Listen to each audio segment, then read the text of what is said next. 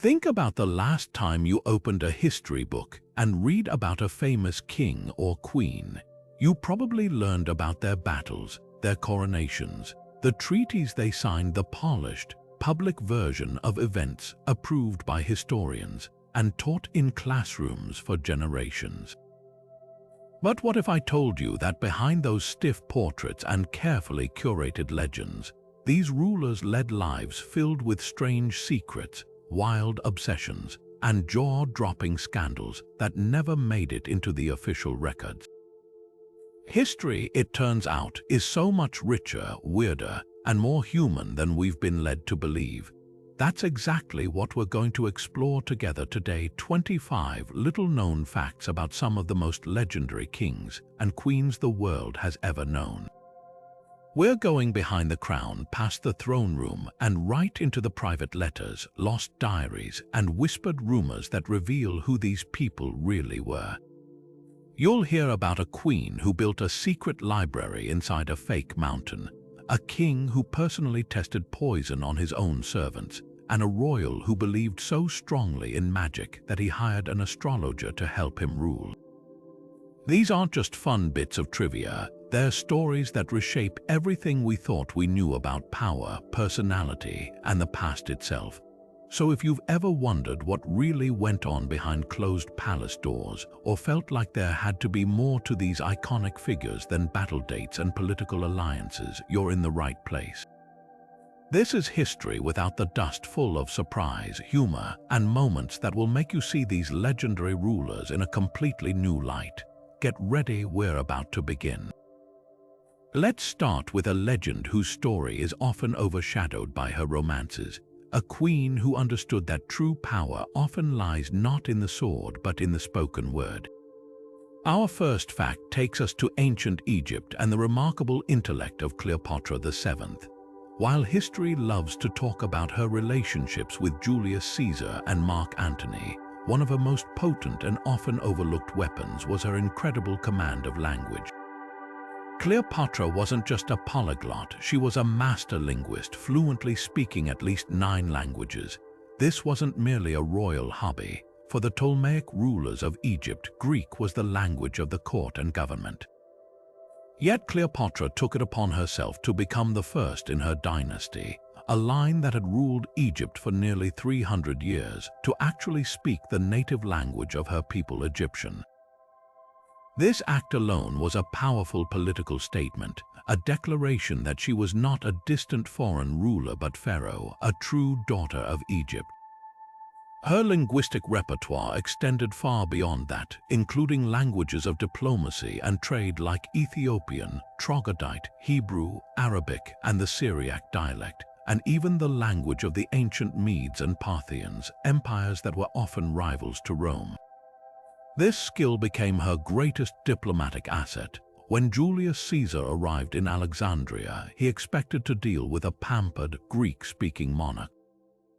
Instead, he met a queen who could negotiate without a translator, a woman who could understand nuance, wit, and subtlety directly. Imagine the sheer impact of that first meeting. Caesar, a man used to imposing his will through legions, was disarmed and undoubtedly impressed by this intelligent woman who could engage with him on his own cultural and intellectual terms. She didn't need an intermediary who might misinterpret or soften her words. She could project authority, intelligence, and charm directly.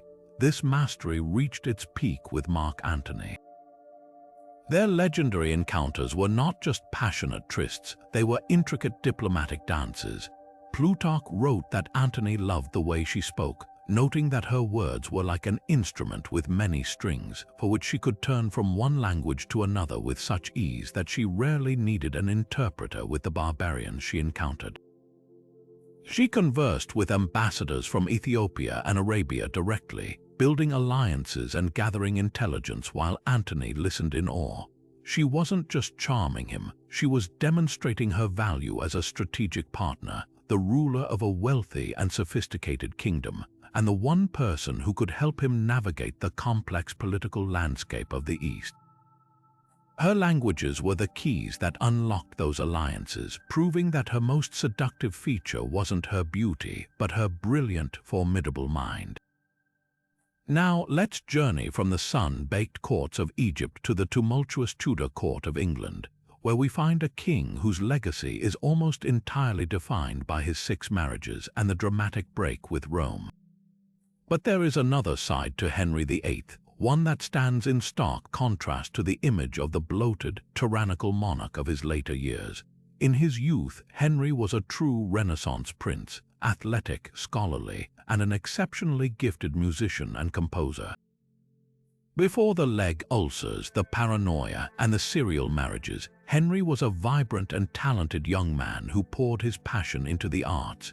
He was a skilled player of the lute, the recorder, and the virginals, and his personal inventory included a staggering collection of instruments, from flutes and bagpipes to a majestic organ.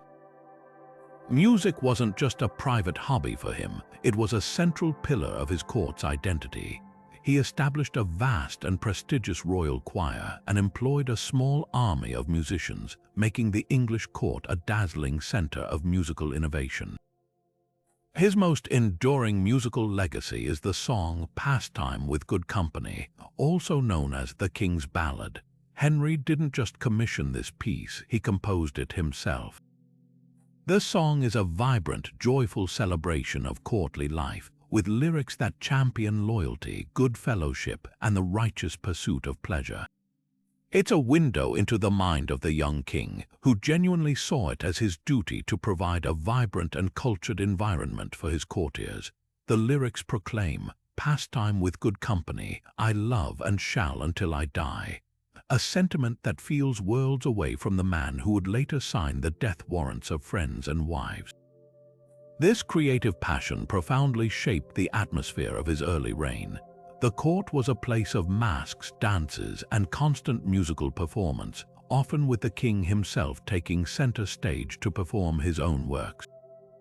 For a foreign ambassador or a visiting dignitary, witnessing Henry play and sing with such skill was a powerful tool of soft diplomacy, designed to showcase his refinement, his intelligence, and his command of all aspects of courtly life, from the battlefield to the banquet hall. The stark contrast between the composer of "Pastime with Good Company" and the architect of the English Reformation is one of history's most fascinating puzzles. How could the man who wrote such uplifting music also be capable of such ruthless cruelty? Perhaps the answer lies in the fact that for Henry, music was never just an art form, it was another expression of his absolute power. He was the composer, the conductor, and the sole audience of note. The harmonious world he created in his songs was a world he alone controlled, a perfect reflection of his own desires. When the reality of his court, his politics, and his personal life failed to live up to that ideal of good company, his frustration turned outward with devastating consequences. His music, therefore, is not a contradiction to his tyrannical side, but rather the flip side of the same coin, a deep, burning need for a perfect, orderly, and beautiful world that existed only under his complete direction. That same desire to control a grand narrative, to shape perception through intellect and culture rather than brute force alone, brings us to a monarch who took this concept to an entirely new level. Leaving behind the insular world of the English court, we travel to 18th century Russia to meet Catherine II, known to history as Catherine the Great. While her reign is often remembered for its military conquests and territorial expansion, one of her most powerful and surprising tools of statecraft was her inkwell. Catherine was a prodigious writer, but her most influential works weren't official decrees. They were the hundreds of deeply personal, witty, and strategically brilliant letters she exchanged with the leading minds of the European Enlightenment, most notably the philosopher Voltaire. This was a calculated and masterful diplomatic campaign, but it was also a genuine intellectual passion. For nearly 2 decades, until Voltaire's death in 1778, Catherine and the famed thinker engaged in a remarkable transcontinental dialogue. She wrote to him not just as an empress to a subject, but as a student to a teacher, a patron to an artist, and often as one sharp wit to another. In one of her most telling quotes, she famously wrote to him, "I beg you to be convinced that I am more a philosopher than a princess." It is true that a princess has rarely needed philosophy more than I. This wasn't mere flattery, it was a statement of her worldview. She saw the chaotic, often brutal reality of ruling a vast empire, and she sought in philosophy a framework for creating order, justice, and progress. Her correspondence with Denis Diderot, the editor of the monumental encyclopedia, was even more dramatic. She didn't just write him letters, she saved him from financial ruin. When Diderot found himself in desperate straits, Catherine didn't simply send a donation. She bought his entire library, an act of incredible patronage. But in a move that was pure political theater, she then appointed him as its librarian, paid him a generous salary for its upkeep, and left the physical books in Paris so he could continue to use them. This single act accomplished multiple goals. It secured the loyalty of a towering intellectual figure, presented her to all of Europe as a generous and enlightened benefactor of the arts and sciences, and bought her direct access to one of the most brilliant minds of the age.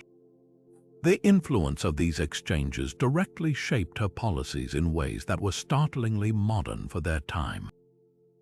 Inspired by Enlightenment ideals, she embarked on a massive project to reform Russia's archaic legal code, crafting the nakaz, or instruction, a document that argued for principles like the equality of all citizens before the law and the prevention of crime through education rather than through harsh punishment.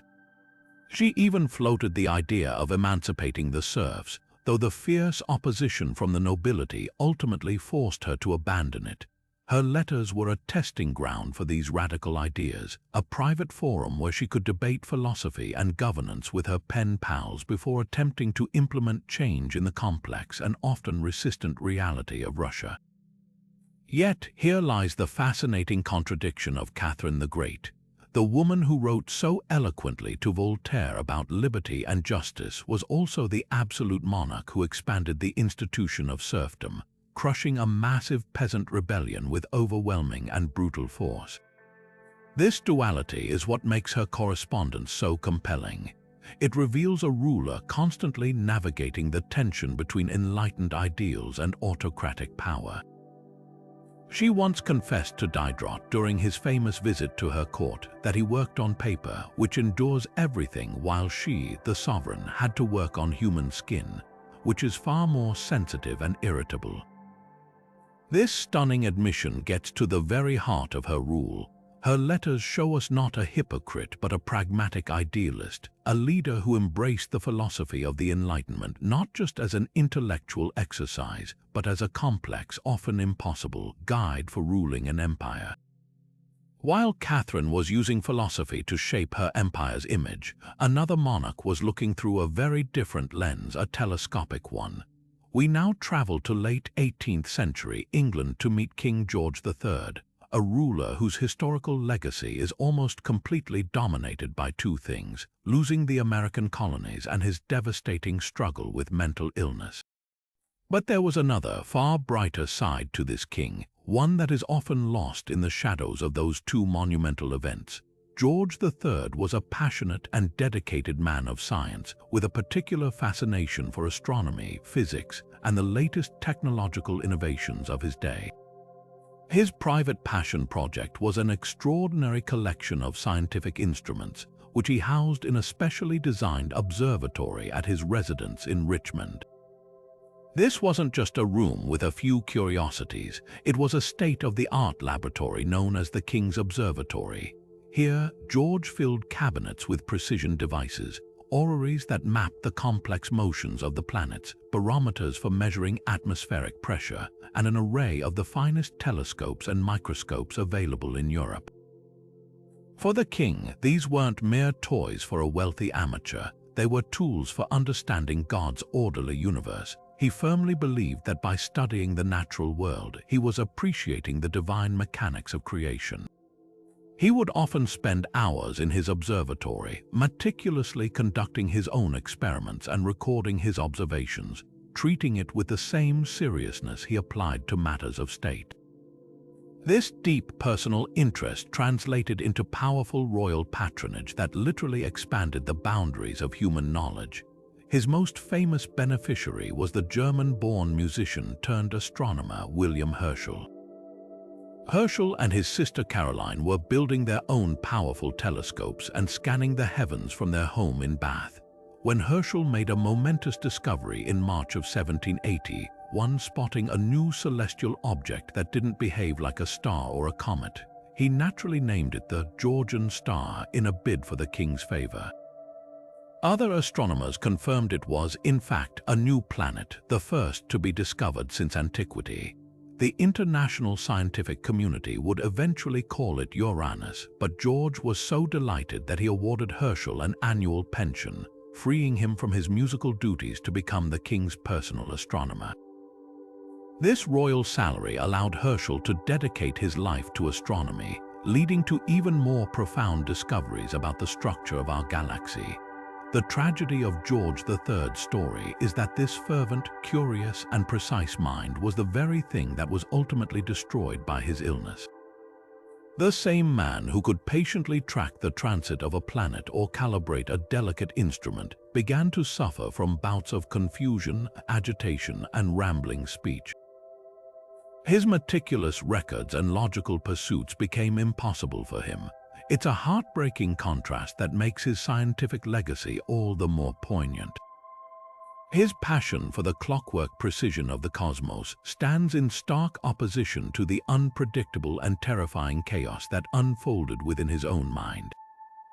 We are left to wonder what other discoveries he might have championed, what other innovations he might have inspired, had his reign not been so tragically cut short by the illness that came to define him for centuries. His story is a powerful reminder that history often simplifies people into single narratives, overlooking the full, complex, and brilliant individuals they truly were. Just when we think we have a monarch completely figured out, history offers up a detail so surprising it forces us to rewrite the entire picture. We've seen rulers use language as a tool of diplomacy and intellect as a means of control. But our next fact reveals a personal, deeply human pursuit of connection that defies all expectation. For the vast majority of us, the image of Queen Victoria is set in stone. The dour, diminutive widow in black, the stern matriarch of a global empire upon which the sun never set. It is an image of imperial pomp, rigid protocol, and unshakable tradition, which is why it is so astonishing to learn that in the final years of her life, this symbol of the British Empire was diligently studying and becoming fluent in Hindi and Urdu, the languages of her Indian subjects.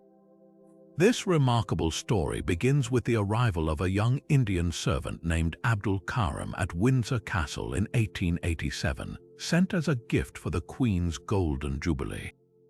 While he was initially intended to be a waiter, Victoria was quickly impressed by his intelligence and dignity. She soon appointed him to be her munshi, meaning teacher or clerk. And a teacher he truly became. Abdul Karim began giving the Queen daily lessons in Hindustani, a common term at the time that encompassed both Hindi and Urdu. He devised a special curriculum for her, creating a series of notebooks where he would write words and phrases in Urdu script, followed by their Romanized transliteration and then the English translation. The Queen, then in her late 60s, applied herself to these studies with the focus and determination of a young scholar. Her personal diaries, which she kept religiously throughout her life, became a testament to her progress and her growing fascination. They are filled with her practice exercises. She would meticulously copy out Urdu verbs, practice grammatical structures, and even write simple sentences. On June 30, 1888, she made a delighted entry, noting with pride that she had learned a few words of Hindustani from the munshi and that it was a great interest to me. This interest soon blossomed into a genuine passion. she began using her new skills to communicate directly with her Indian servants, much to their surprise and delight, and she insisted on signing her letters to Karam with the word, "Your affectionate mother," and later simply "Mother." This was far more than a hobby. It was an act of profound symbolic significance. At the height of the British Raj, when India was the crown jewel of the empire and was often governed with a sense of distant colonial superiority, the Empress of India herself was making a concerted effort to understand its culture from the inside out, starting with its language. She had her official dispatches and telegrams from India read to her in their original form first, before hearing the English translations, so she could better grasp the nuance. She had Karam teach her about Indian customs, religion, and history, and she developed a deep appreciation for the subcontinent's rich heritage. Naturally, this intimate student-teacher relationship and the rapid, unprecedented rise of Abdul Karam within the royal household caused a tidal wave of racism and jealousy among the Queen's family and courtiers. They were scandalized that a native was being treated as a confidant and given such privileged access. They spread vicious rumors and tried repeatedly to turn Victoria against him.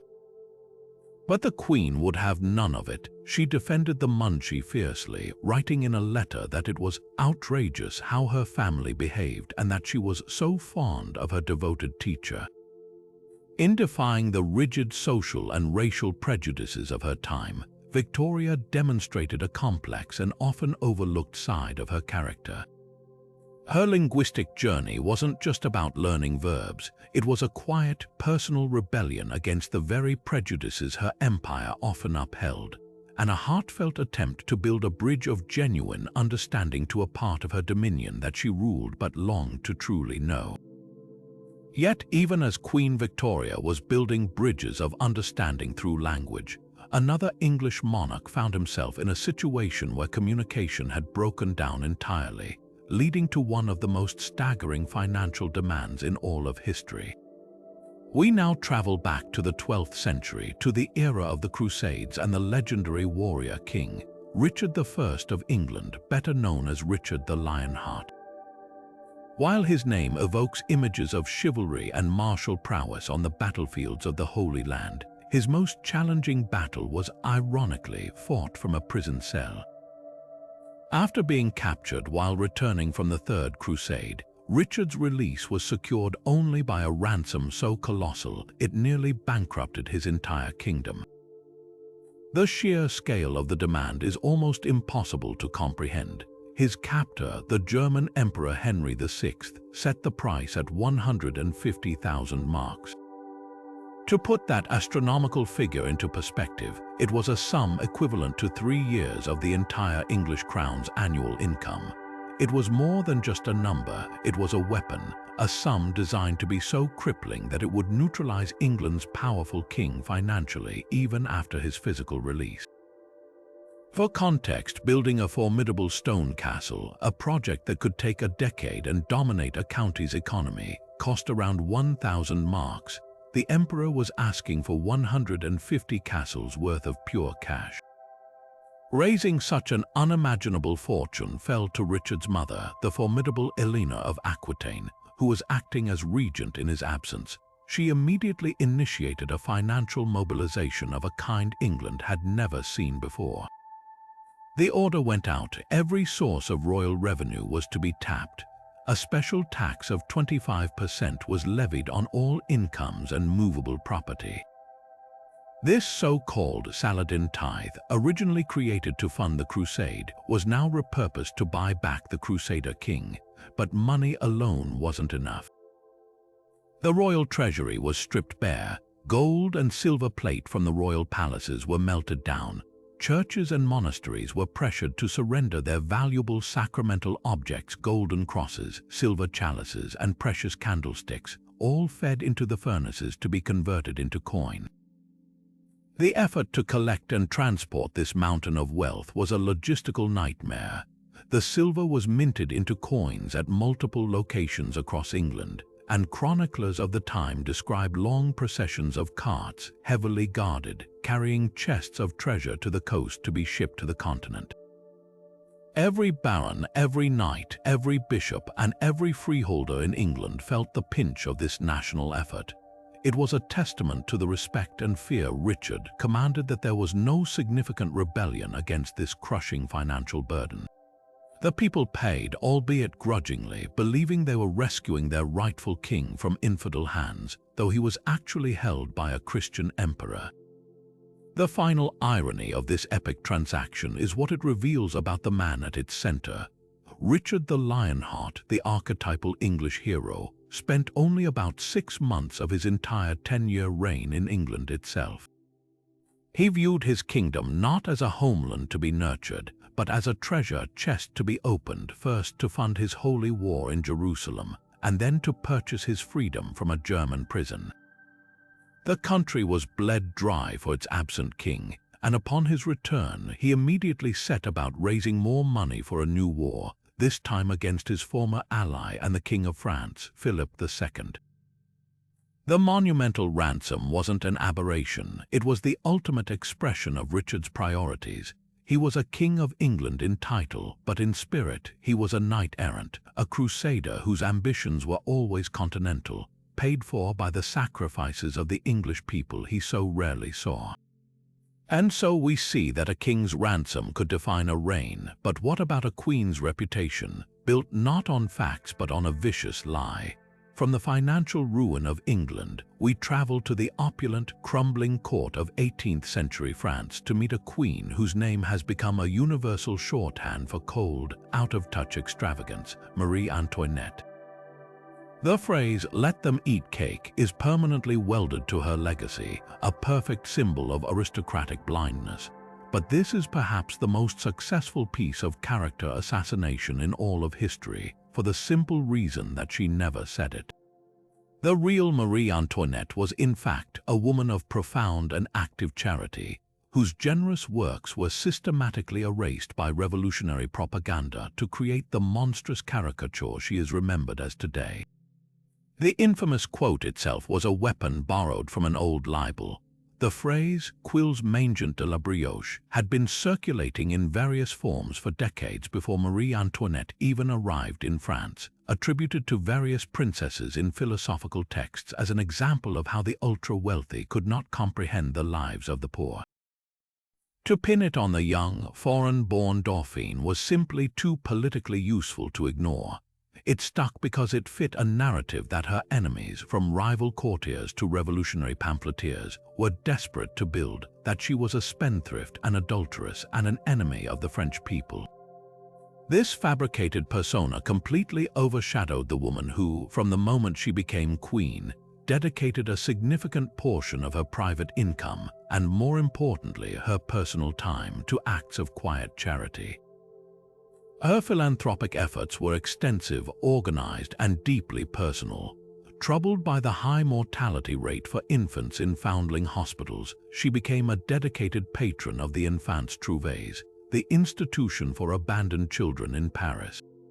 She donated enormous sums from her own purse to support it, but her involvement went far beyond writing checks. She would often visit incognito, taking a genuine interest in the conditions and the care the children received. She personally funded the adoption of several children, paying for their upbringing and education. This was not a queen performing a ceremonial duty. This was a mother who had herself lost children and felt a deep, empathetic connection to the most vulnerable in her society. Perhaps her most significant and telling charitable foundation was the Maison de la Mère et de l'Enfant, the House of the Mother and Child. This was a sanctuary she established for unwed mothers, a radical and compassionate act in an era when such women were typically shunned and condemned by society. At her home, they were offered a safe place to live, medical care, and most importantly, discretion. They could give birth with dignity and were given the choice to keep their child or place it in the care of the state with a financial stipend. Marie Antoinette understood the brutal double standards faced by women and created a system that offered them protection and choice without judgment.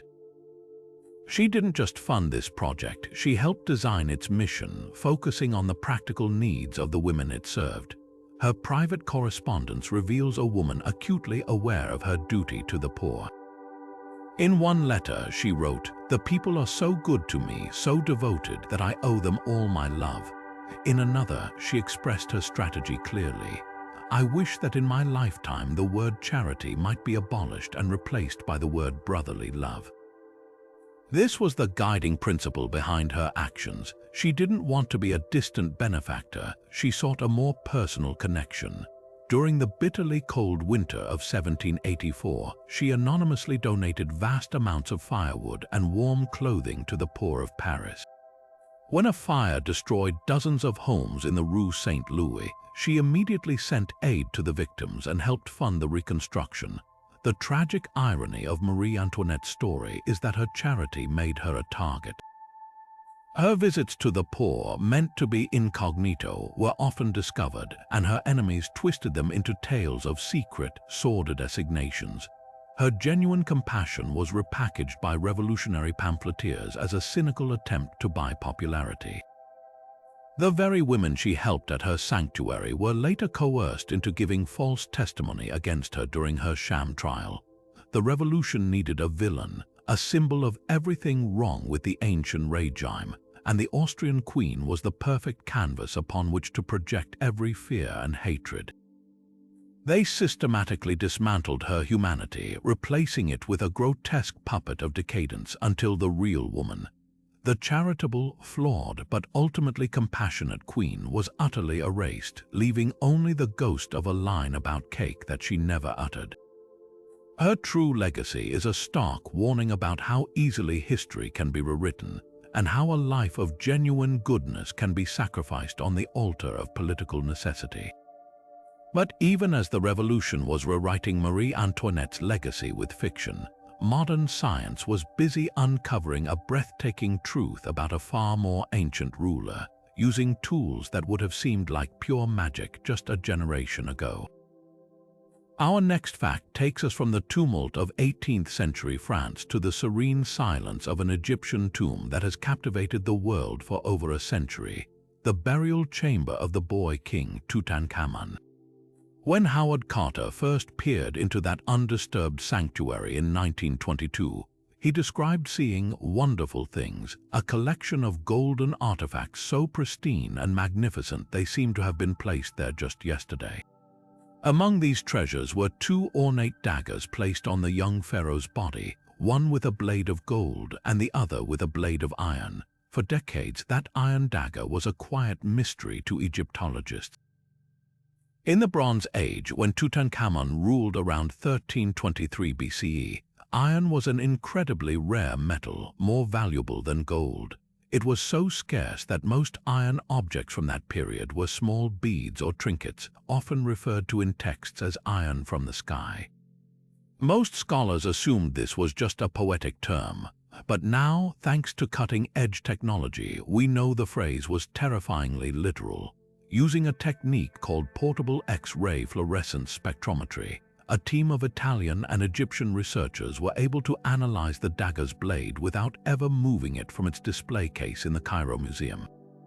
This non-invasive method allows scientists to determine the exact elemental composition of an object by measuring the unique way its atoms react to high-energy X-rays.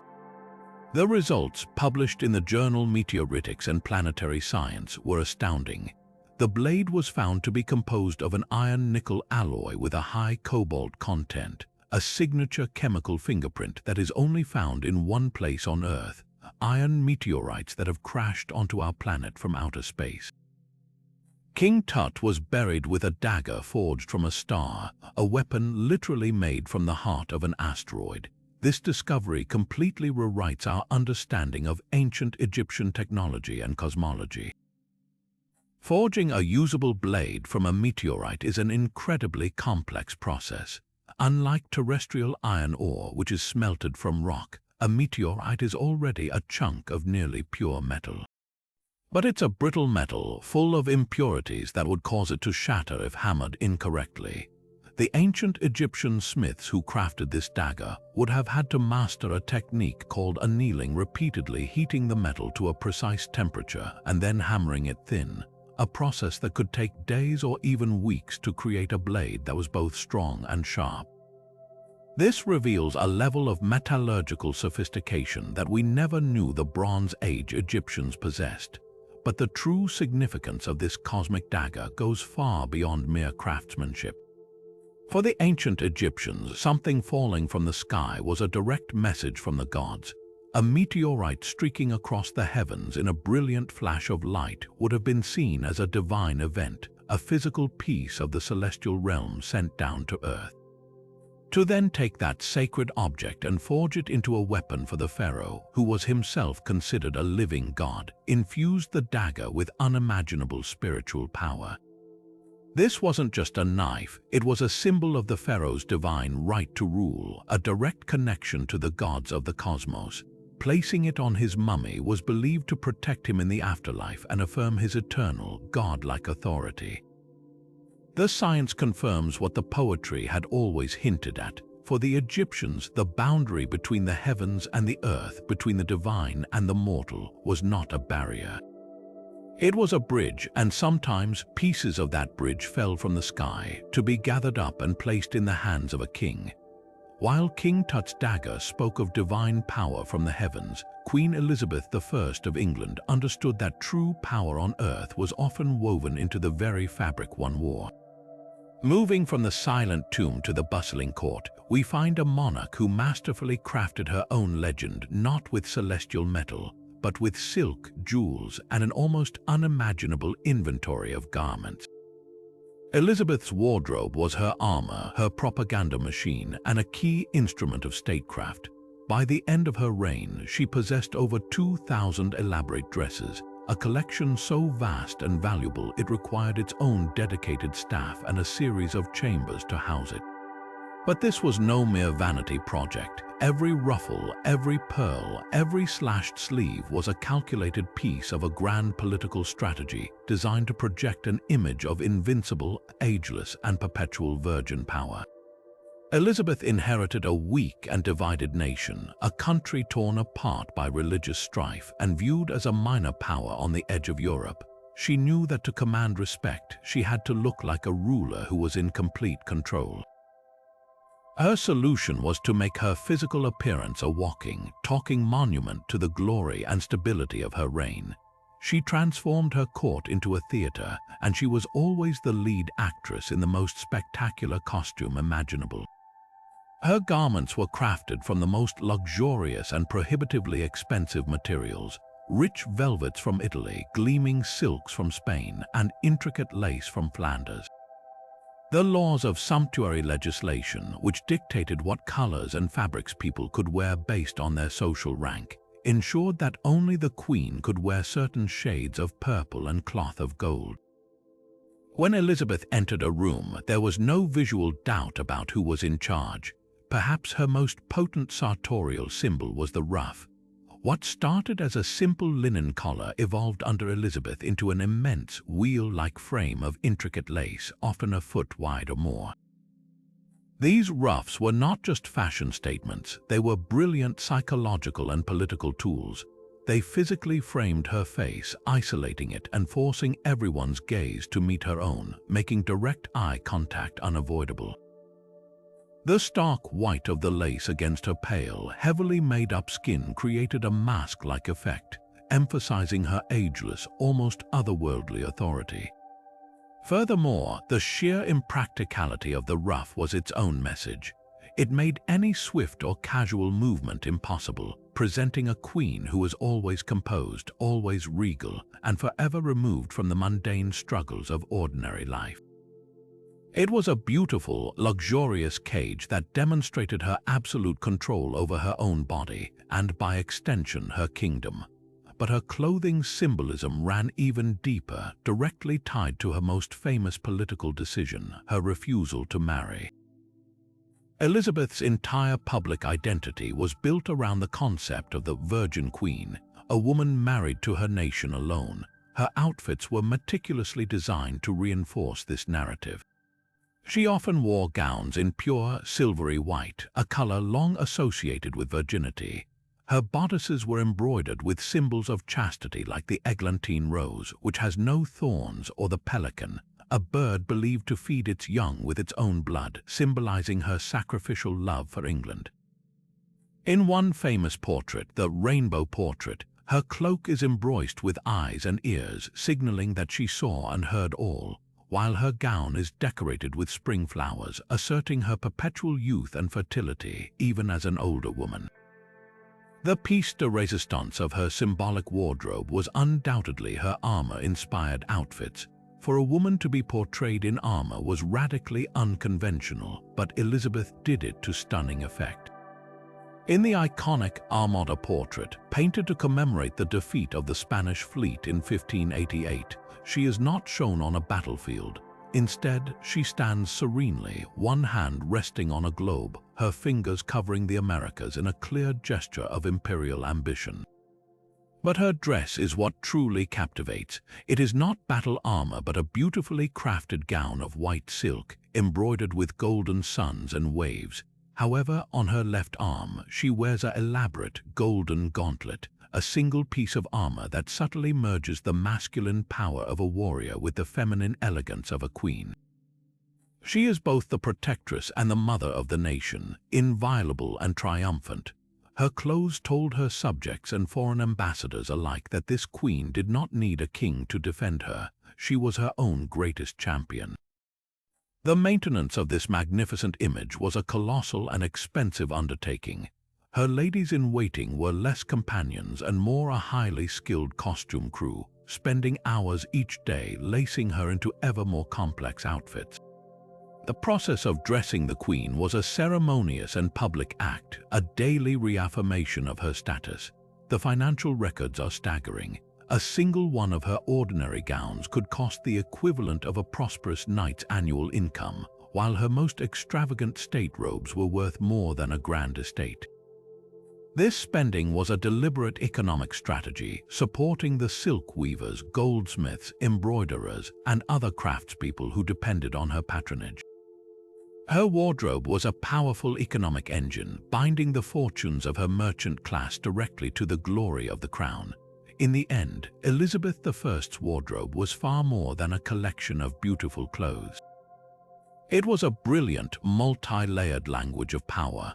Through fabric and thread, she communicated her political authority, her divine right to rule, her celebrated virginity, and the immense wealth and stability of her nation.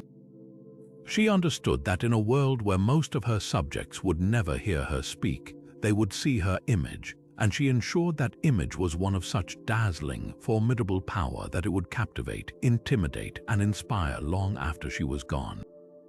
Her dresses were her dynasty, and she wore her kingdom well. While Queen Elizabeth used her wardrobe to communicate her power, another legendary ruler understood that the true strength of an empire was built not on silk but on scholarship. We now travel back in time to the early 9th century, to the court of a king who would become the first Holy Roman Emperor, Charlemagne. Today, we remember him as a fierce warrior who united much of Western Europe through conquest, a figure often depicted with a flowing white beard and a mighty sword. But this formidable king harbored a surprising and deeply personal passion, a near-obsessive drive to revive learning and literacy across his vast domains, an effort historians now call the Carolingian Renaissance. This mission was born from a sense of profound personal frustration. Charlemagne, despite being one of the most powerful men in the known world, was functionally illiterate for much of his life. In an era where few outside the clergy could read or write, this was not unusual for a nobleman, but Charlemagne was different. He possessed a brilliant, inquisitive mind, fascinated by astronomy, theology, and the liberal arts.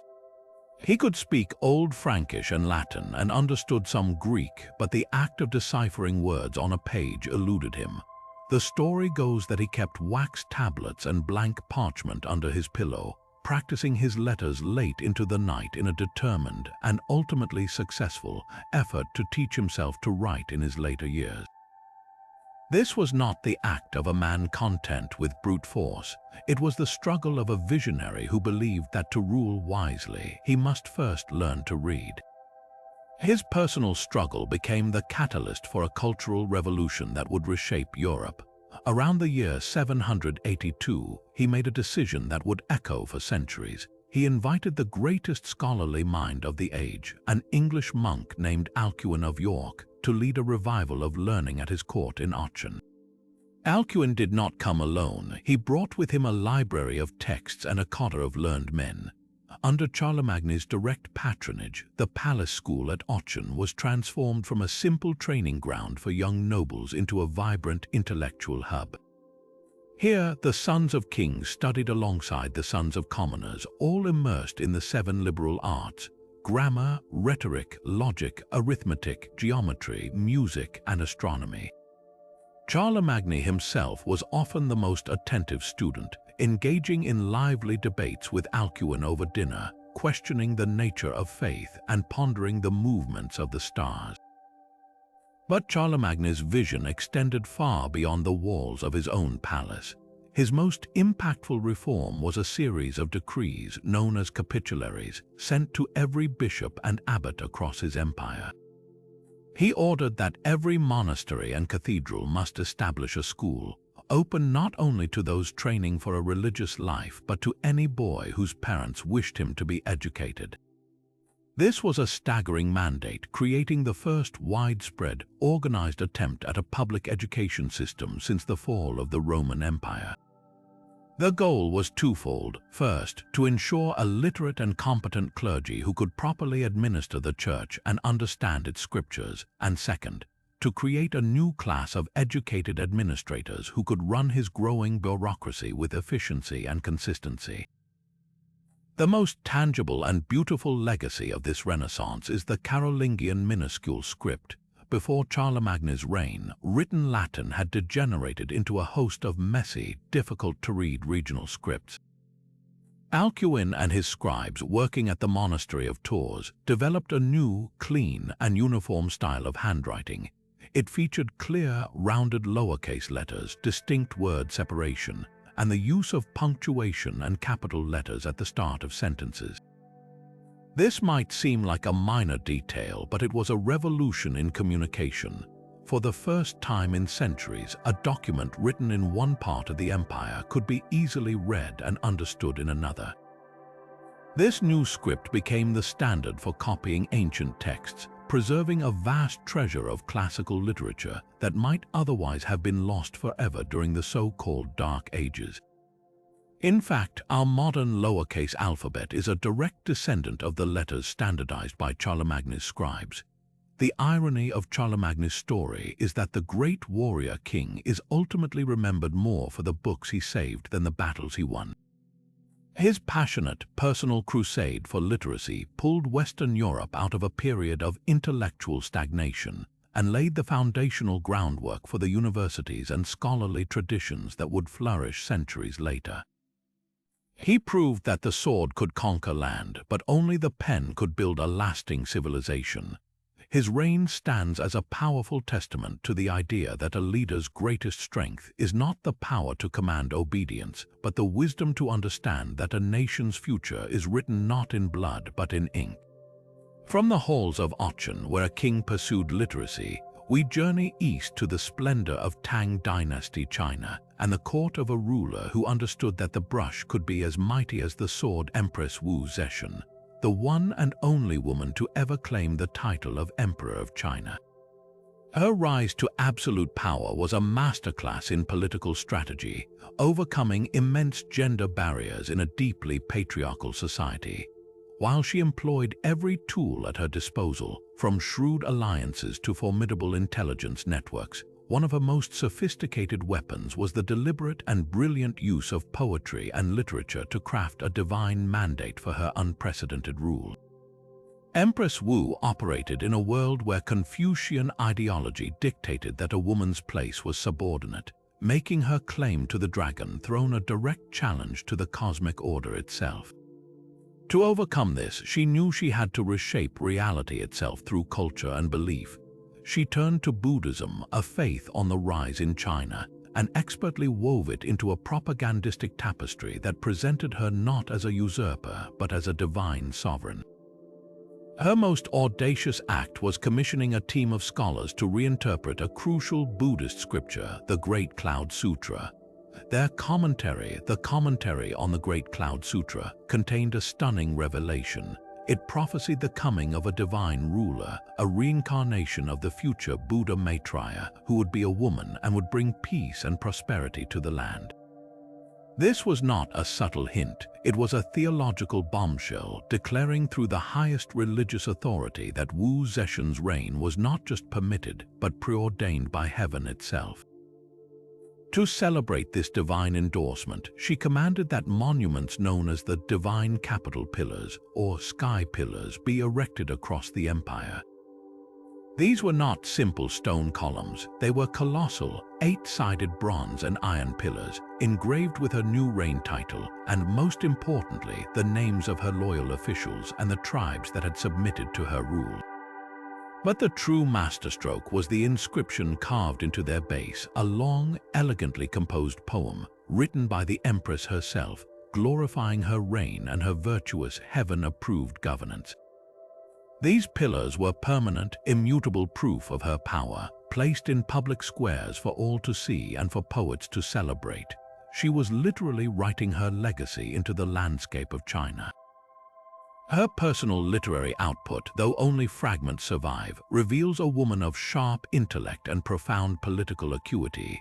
One of her most famous poems, Ode to the Ascending Peak, was composed during a ceremonial journey to Mount Song, which she had designated as the central sacred mountain of her Nuzhu dynasty.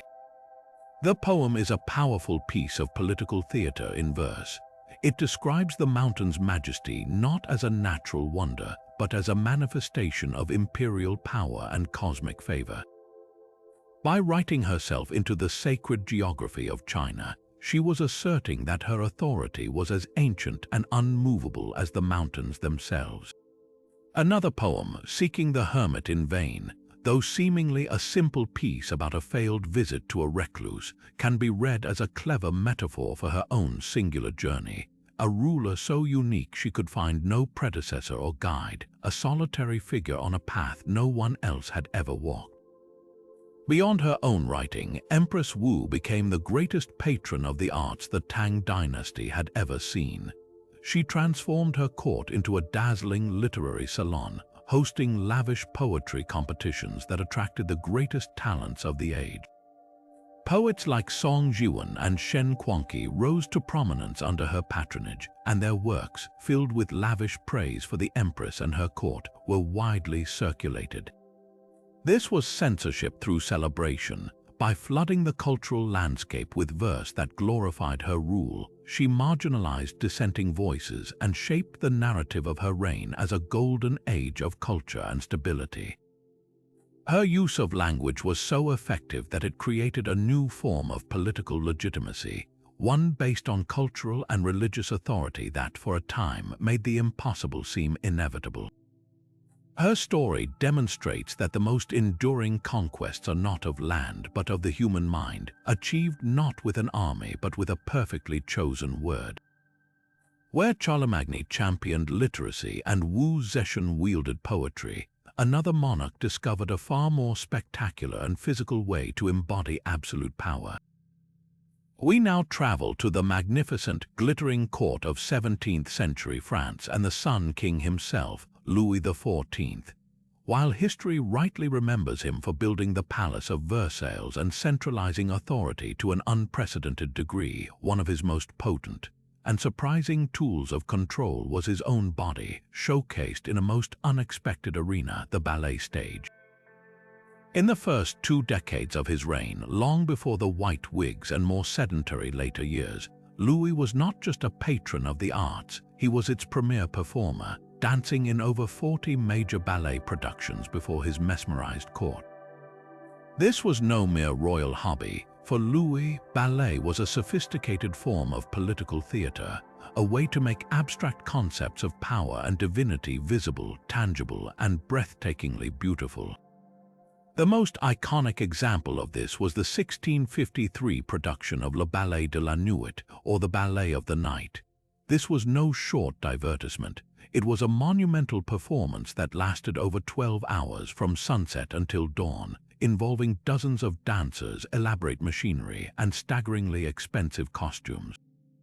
The ballet was an allegory, tracing the passage of the night through a series of scenes filled with thieves, monsters, and witches, all the chaos and darkness that threatened the realm.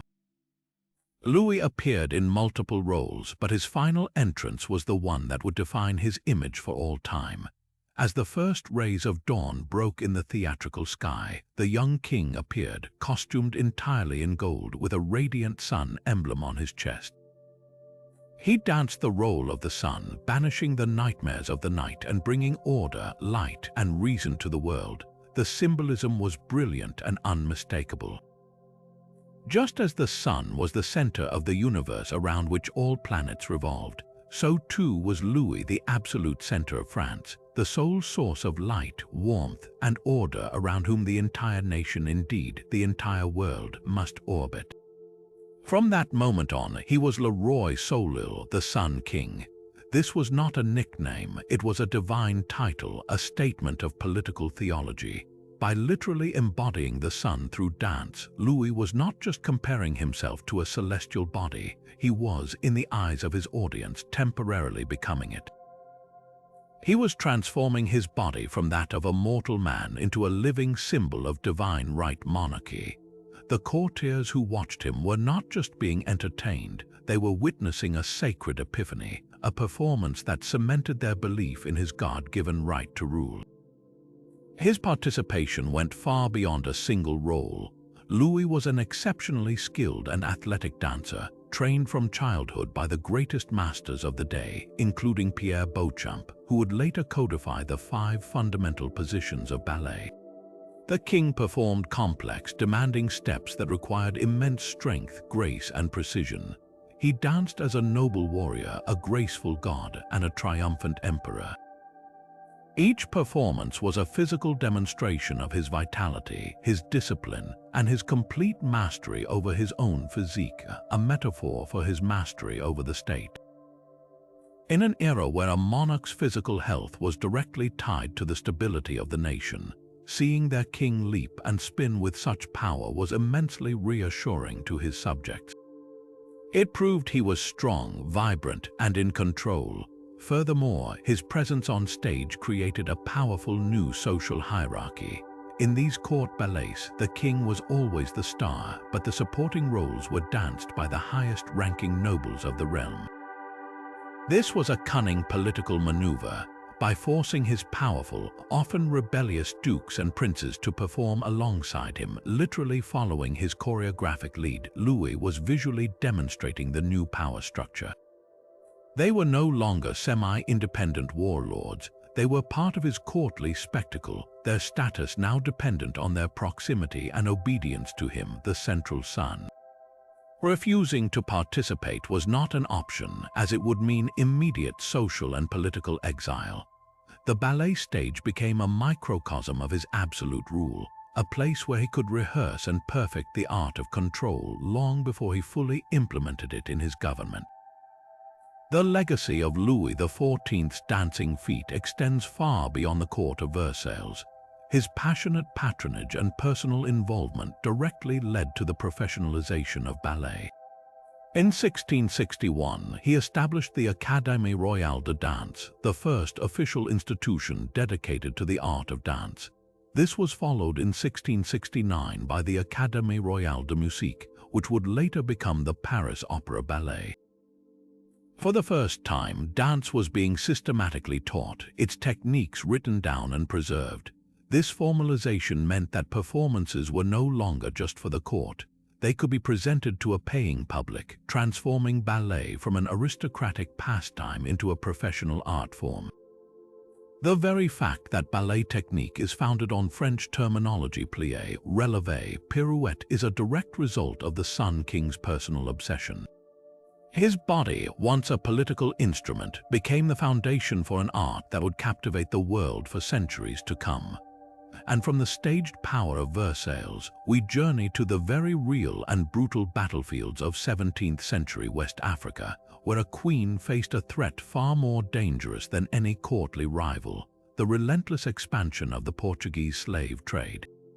Our next fact introduces one of history's most formidable and strategically brilliant rulers, Queen Nzinga of Ndongo and Matamba in modern-day Angola. Faced with a powerful European empire intent on enslaving her people, Nzinga didn't just fight. She masterfully rewrote the rules of diplomacy and warfare, using her intellect as her sharpest weapon.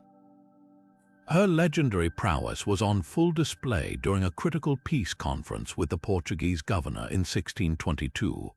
Understanding the power dynamics of such a meeting, Nzinga knew that every detail would be a negotiation of status. Upon entering the chamber, she immediately noticed that the governor was seated in a lavish chair, while only a single, lowly cushion had been placed on the floor for her, a deliberate insult designed to force the African monarch into a position of physical inferiority. Without a moment's hesitation, Nzinga made a silent, breathtaking command. She gestured to one of her accompanying servants, a woman from her court, who immediately dropped to her hands and knees. Queen Nzinga then sat upon her back, creating her own throne of equal height to the governor's.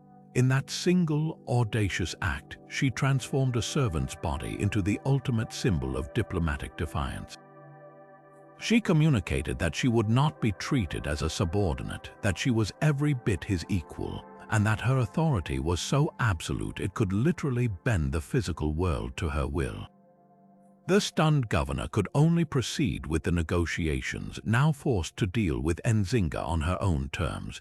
This was not a one-time performance, it was the essence of her strategy. Nzinga was a master of adopting and adapting whatever role would best ensure her people's survival and sovereignty. When her brother, the king, proved incapable of resisting the Portuguese, she seized power, becoming queen and immediately immersing herself in military tactics. She forged a powerful alliance with the Dutch, the main European rivals of the Portuguese, understanding that the enemy of her enemy could be a crucial friend. She then led her armies personally, often disguised as a man and fighting on the front lines, inspiring a fierce loyalty in her troops that lasted for decades. Her most radical and effective strategic move was to offer sanctuary. As the Portuguese pushed inland, capturing people from rival tribes to fuel the insatiable transatlantic slave trade, Queen Nzinga declared her kingdom of Matamba a free state. She opened her borders to any and all refugees fleeing Portuguese captivity, welcoming them not as subjects but as free citizens and new soldiers for her cause. This policy simultaneously swelled her ranks with grateful, highly motivated fighters and crippled the Portuguese economy by cutting off its supply of human cargo. She turned the slave trade's logic on its head, using freedom as a weapon against those who profited from bondage. Queen Nzinga's 40-year reign was a relentless campaign of resistance, fought with both the pen and the sword. She eventually forced the Portuguese, one of the most powerful empires on earth, to recognize her not as a rebel chieftain, but as the legitimate sovereign of her kingdoms, finally signing a peace treaty on equal terms in 1657. She had outnegotiated, outmaneuvered, and outlasted her adversaries, securing a legacy that proves true power isn't just about the force you can command, but the brilliant, unshakable conviction with which you wield it. But the mastery of power, whether through dance or diplomacy, often comes with a shadow side, a deep, personal fear that can warp a ruler's judgment and spill over into the lives of countless subjects. This brings us to a king whose intellectual curiosity and political acumen were tragically overshadowed by a consuming and dangerous obsession. From the battlefields of Angola, we travel to the turbulent court of early 17th century Scotland and England, and the reign of King James VI of Scotland and I of England. While history remembers him for authorizing the magnificent King James Bible, this same monarch was also the driving force behind one of the most intense witch panics in British history, a fear so profound it led him to personally oversee torture sessions and author a book that would become a textbook for witch hunters. James's fixation did not emerge from a vacuum. It was born from a traumatic and terrifying journey across the North Sea in 1589. Returning from Denmark with his new bride, Anne of Denmark, their ship was caught in a series of violent, unnatural storms so severe they were forced to turn back. For James, a man steeped in the religious fervor of Presbyterian Scotland, this was not simply bad weather. It was a direct assault by Satan himself, an attempt to kill a godly king. The subsequent confession of a woman named Gillies Duncan in the town of North Berwick seemed to confirm his darkest suspicions. Under torture, she claimed that a coven of witches had gathered in the local church, sailing out to sea in sieves to raise the storms that had targeted the king. This was the beginning of the North Berwick witch trials, and James did not remain a distant observer.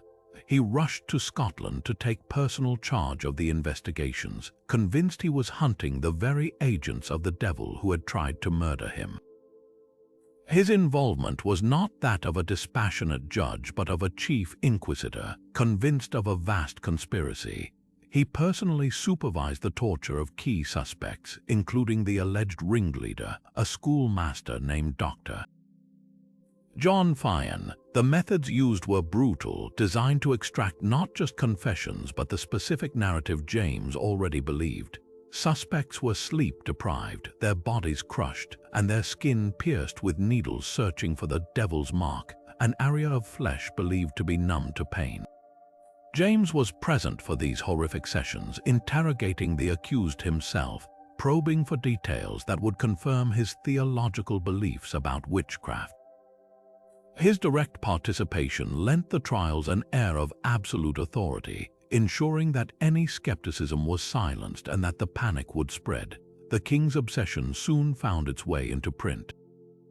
In 1597, he published his book, Demonology, written in the form of a philosophical dialogue. This wasn't just a dry theological treatise, it was a practical guide and a vehement justification for the persecution of witches. In it, James laid out his belief in a vast, organized conspiracy of witches working in league with Satan to overthrow Christian kingdoms and spread chaos on earth. He detailed how witches made their pacts with the devil, how they could raise storms, curse their enemies, and even desecrate the dead. Most dangerously, he provided detailed instructions on how to identify, try, and convict them, arguing that normal rules of evidence should be suspended for such an existential threat. Demonology became an authoritative manual, cited by witch hunters across Britain and its colonies for decades, giving legal and intellectual cover to countless executions. The most enduring cultural legacy of this royal panic, however, is found on the stage. When James ascended the English throne in 1603, he became a patron of William Shakespeare's acting company, now renamed the King's Men. It is widely believed that Shakespeare wrote Macbeth shortly thereafter as a direct piece of flattery for his new royal patron. The play is steeped in the very imagery and concerns laid out in demonology. The three witches, or weird sisters, are not mere folklore hags. They are James's witches' demonic agents who plot to undermine a kingdom, who can control the weather, and whose prophecies are designed to lure a nobleman into damnation. The play even includes a scene where sailors are threatened by a witch raising a storm, a clear echo of James's own harrowing experience at sea. But Shakespeare, ever the genius, did more than just pander to the king's fears. Macbeth can also be read as a subtle critique of the very paranoia James had helped to fuel. The tragic hero's downfall begins the moment he chooses to believe in the witch's ambiguous prophecies, placing his faith in supernatural forces rather than his own reason and morality. The play shows how the pursuit of hidden traitors can create a climate of fear so thick that it destroys the very fabric of trust that holds a society together. In holding a mirror up to James's nature, Shakespeare may have been offering his patron a cautionary tale about the dangers of seeing demons in every shadow.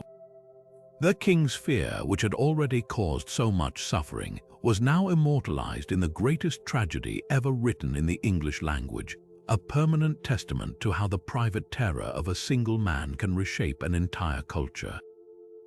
And so we see how a king's private fears could ignite a continent-wide panic. But our next story is one of breathtaking ascent, a journey from the very bottom of society to its absolute pinnacle.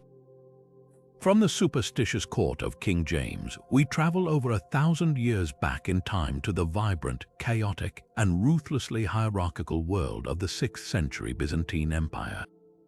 In the magnificent city of Constantinople, social mobility was nearly impossible, and the chasm between the aristocracy and the common folk was almost unbridgeable. Which makes the life of Empress Theodora one of the most astonishing reversals of fortune in all of human history.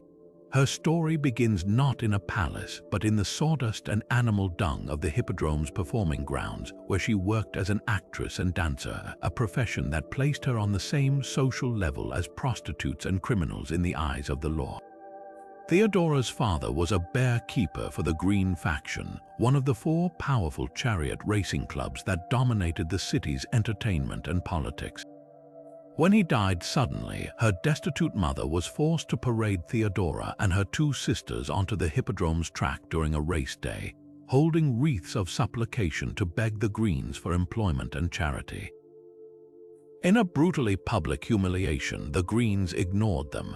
It was the rival Blue faction, perhaps seeing a chance to spite their opponents, who eventually took the family in. This early lesson in betrayal and the fickle nature of power would stay with Theodora for the rest of her life. As a young woman, she took to the stage, but the term actress in this context was a broad one. Performances ranged from sophisticated mime and dance to crude, sexually charged comedies and what we would now call burlesque. The historian Procopius, who would later become her fiercest critic, penned salacious accounts of her early life, claiming she used her wit and charisma to build a notorious reputation. While his writings are undoubtedly exaggerated, they paint a picture of a fiercely intelligent and resilient young woman who learned to use every tool at her disposal to survive in a city that offered women like her few protections. Her life took a dramatic turn when she met a high-ranking imperial official named Justinian. He was the nephew and designated heir of the aging Emperor Justin I, a man of immense power and serious, studious disposition. Their attraction was immediate and powerful, defying every social convention of the time. Roman law explicitly forbade members of the senatorial class from marrying actresses, a law that had been enforced for centuries. Justinian, however, was utterly captivated. He saw in Theodora not a scandalous past, but a keen political mind, a fearless spirit, and a profound understanding of the common people he himself could never access. He was determined to make her his wife, and to do so he had to change the law. He convinced his uncle, the emperor, to issue a new edict that allowed reformed actresses who had abandoned their former lives to marry whomever they wished. It was a monumental legal shift crafted for one woman alone. They were married in 525, and when Justin died just 2 years later, Theodora was crowned Augusta, Empress of the Roman Empire, alongside her husband, Justinian I. Theodora's past, which her enemies assumed would be her greatest weakness, became the source of her unparalleled strength as a ruler. She possessed a street-smart acuity and an intimate knowledge of the city's underbelly that no palace-born aristocrat could ever match. This was proven just 5 years into their reign during the Nika revolts of 532. The city erupted in violent riots, with chariot racing factions uniting and setting much of Constantinople ablaze, including the original Hagia Sophia. The mob proclaimed a new emperor, and Justinian's advisors, paralyzed by fear, urged him to flee the city by sea. As the council descended into panic, it was Theodora who rose to speak. In a speech recorded by the historian Procopius, she refused the cowardice of flight. Royal purple, she declared, is the noblest shroud. She argued that to run was to accept death, while to fight was to have a chance at life. Her courage galvanized Justinian. He ordered his generals, Belisarius and Mundus, to storm the Hippodrome where the rebels were gathered. They trapped and slaughtered an estimated 30,000 people, crushing the rebellion utterly and securing the throne. From that day forward, Theodora was not merely the emperor's wife, she was his full partner, his co-ruler in every sense of the word. Her name was inscribed alongside his in official documents, and she received foreign ambassadors and ruled on matters of law and policy from her own royal court. Her influence was felt everywhere, but it was most profoundly and positively felt in her advocacy for women. Drawing on her own experiences of powerlessness, she pushed through groundbreaking legislation. She outlawed the forced prostitution of actresses and closed brothels, but she didn't just punish the practice. She built a convent known as the Metanoia, or Repentance, on the site of a former brothel, providing a sanctuary and a new life for its former workers. She expanded the rights of women in divorce, instituted the death penalty for rape, and granted mothers new rights of guardianship over their children. For the first time, the law recognized the vulnerability of women and moved to protect them, a direct reflection of the empathy forged in Theodora's own difficult youth. Theodora's rise from the Hippodrome stage to the Byzantine throne is more than a personal triumph. It is a testament to the power of intelligence and resilience over entrenched privilege. She used the very skills she honed as a performer, reading a crowd, projecting authority, commanding attention, to navigate the most dangerous political arena on earth. Her understanding of the masses, born from being one of them, allowed her to help Justinian build a legacy that included the magnificent Hagia Sophia that still stands today and the codification of Roman law. She proved that wisdom is not bestowed by birthright but earned through experience, and that the most powerful ruler is sometimes the one who remembers what it is like to have no power at all. Yet for every ruler who rose from obscurity to command an empire, there is another whose inner battlefield was one of private, agonizing pain, a king who forged a legacy not in spite of his suffering, but in many ways because of it.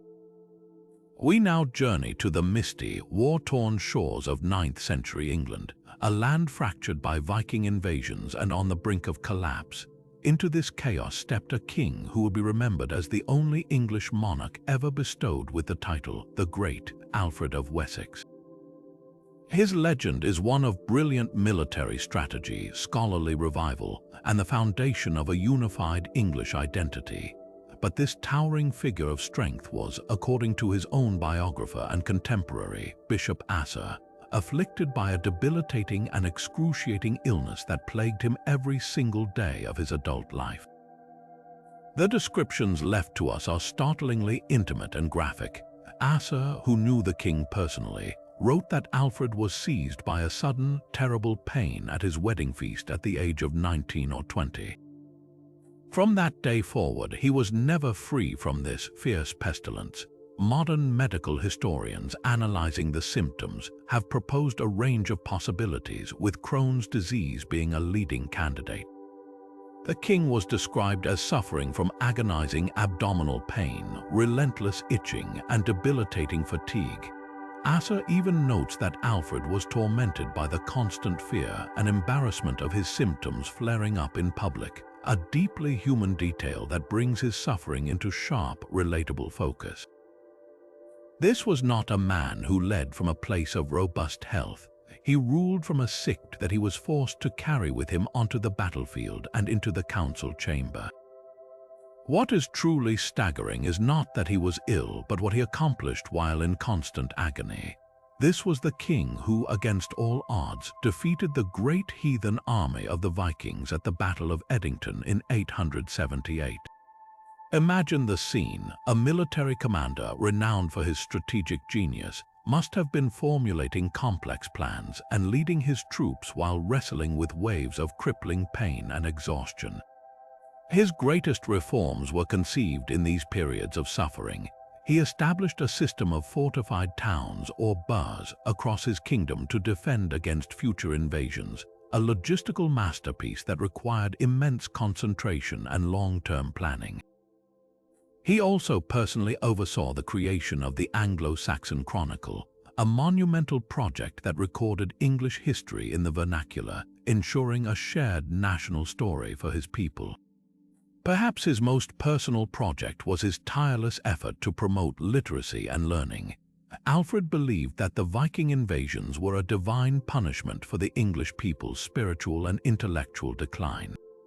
In a move of profound humility, he gathered scholars from across Europe and, in his 30s, taught himself Latin so he could translate key religious and philosophical texts, including Pope Gregory I's Pastoral Care and Boethius's Consolation of Philosophy, into Old English.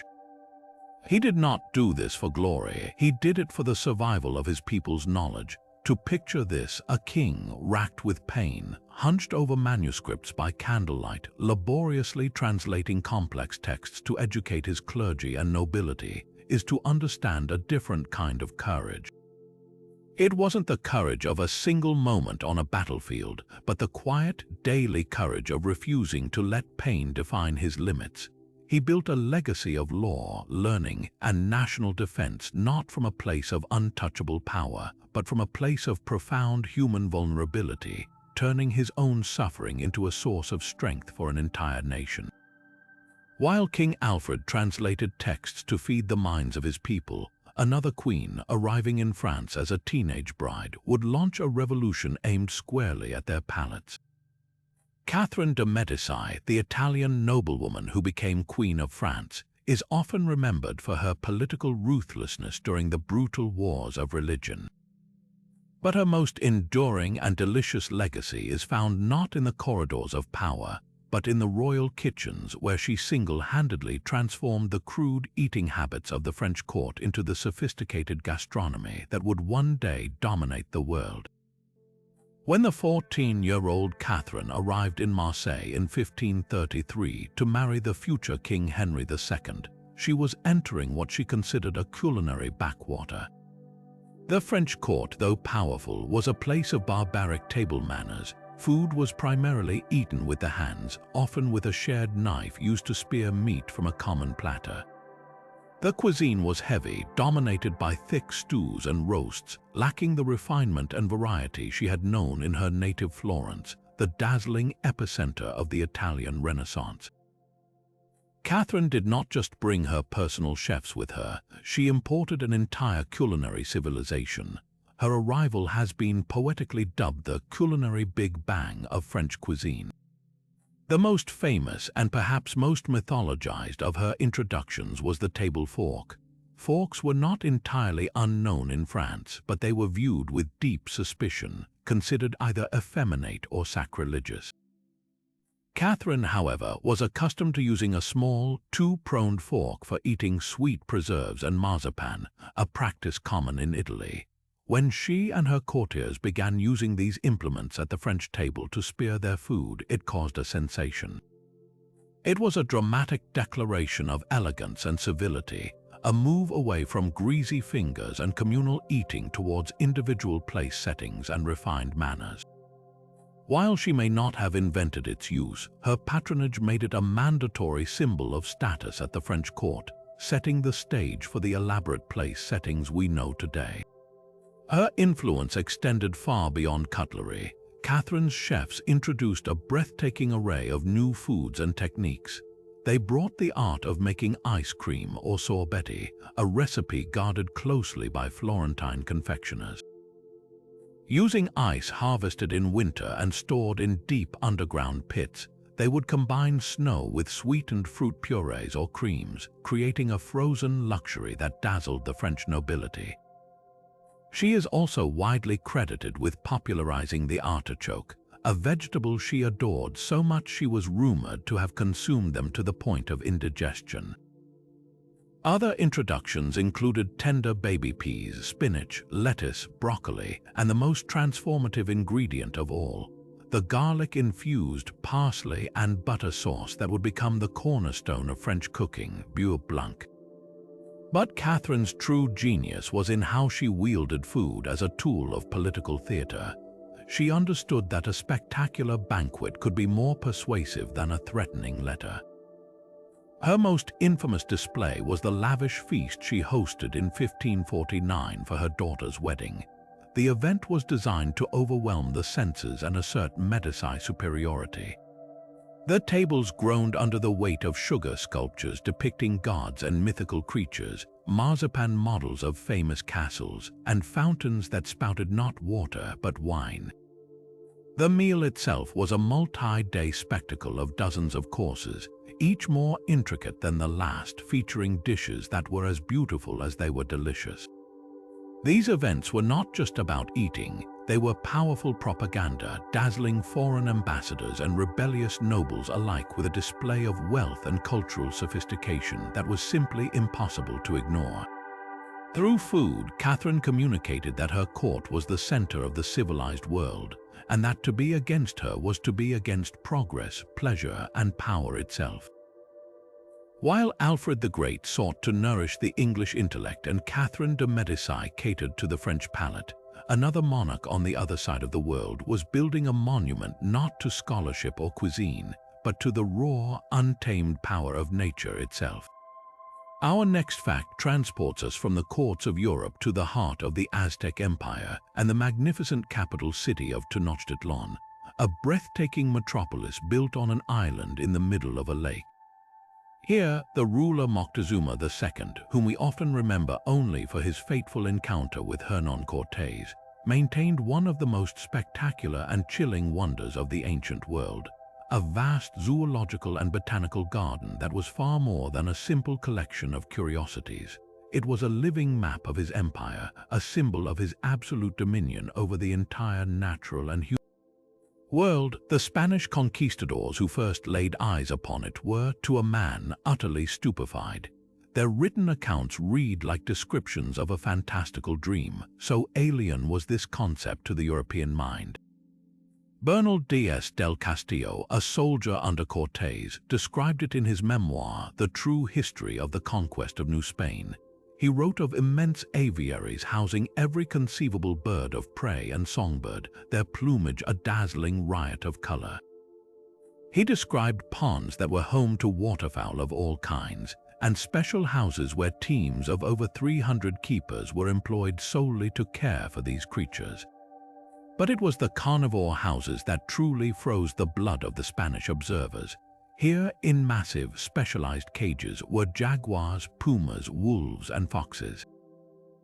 Diaz recounts with horror that these predators were fed a grisly diet of deer, turkeys, dogs, and the bodies of human sacrificial victims, a practice that cemented the Aztec belief in a cycle of life, death, and feeding the gods. This was not a zoo in the modern sense of public entertainment. It was a deeply religious and political institution, a physical manifestation of the Aztec cosmos. For the Aztecs, the animal world was inextricably linked to the divine. Different animals were associated with specific gods and powers. The jaguar was a symbol of the night, the underworld, and shamanic power. Eagles were sacred to the sun god Huitzilopochtli and represented the warrior spirit.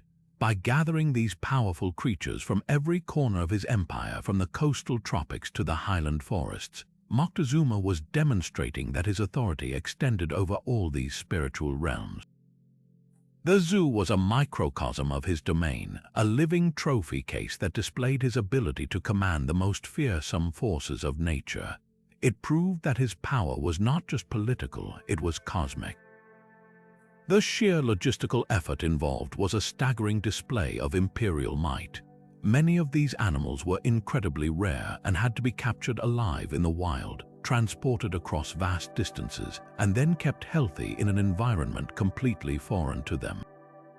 The army of keepers included not just feeders and cleaners, but also specialized veterinarians and priests who would have overseen the ritual aspects of the animal's care.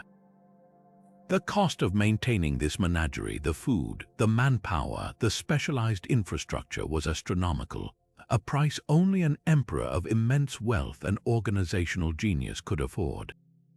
Its existence was a silent, daily message to any visiting ambassador or rebellious chieftain. If Moctezuma could command the jaguar and the eagle, he could certainly command you. Perhaps the most unsettling aspect for the Spanish, and the one that most clearly reveals the Aztec worldview, was the inclusion of humans in this collection of natural wonders.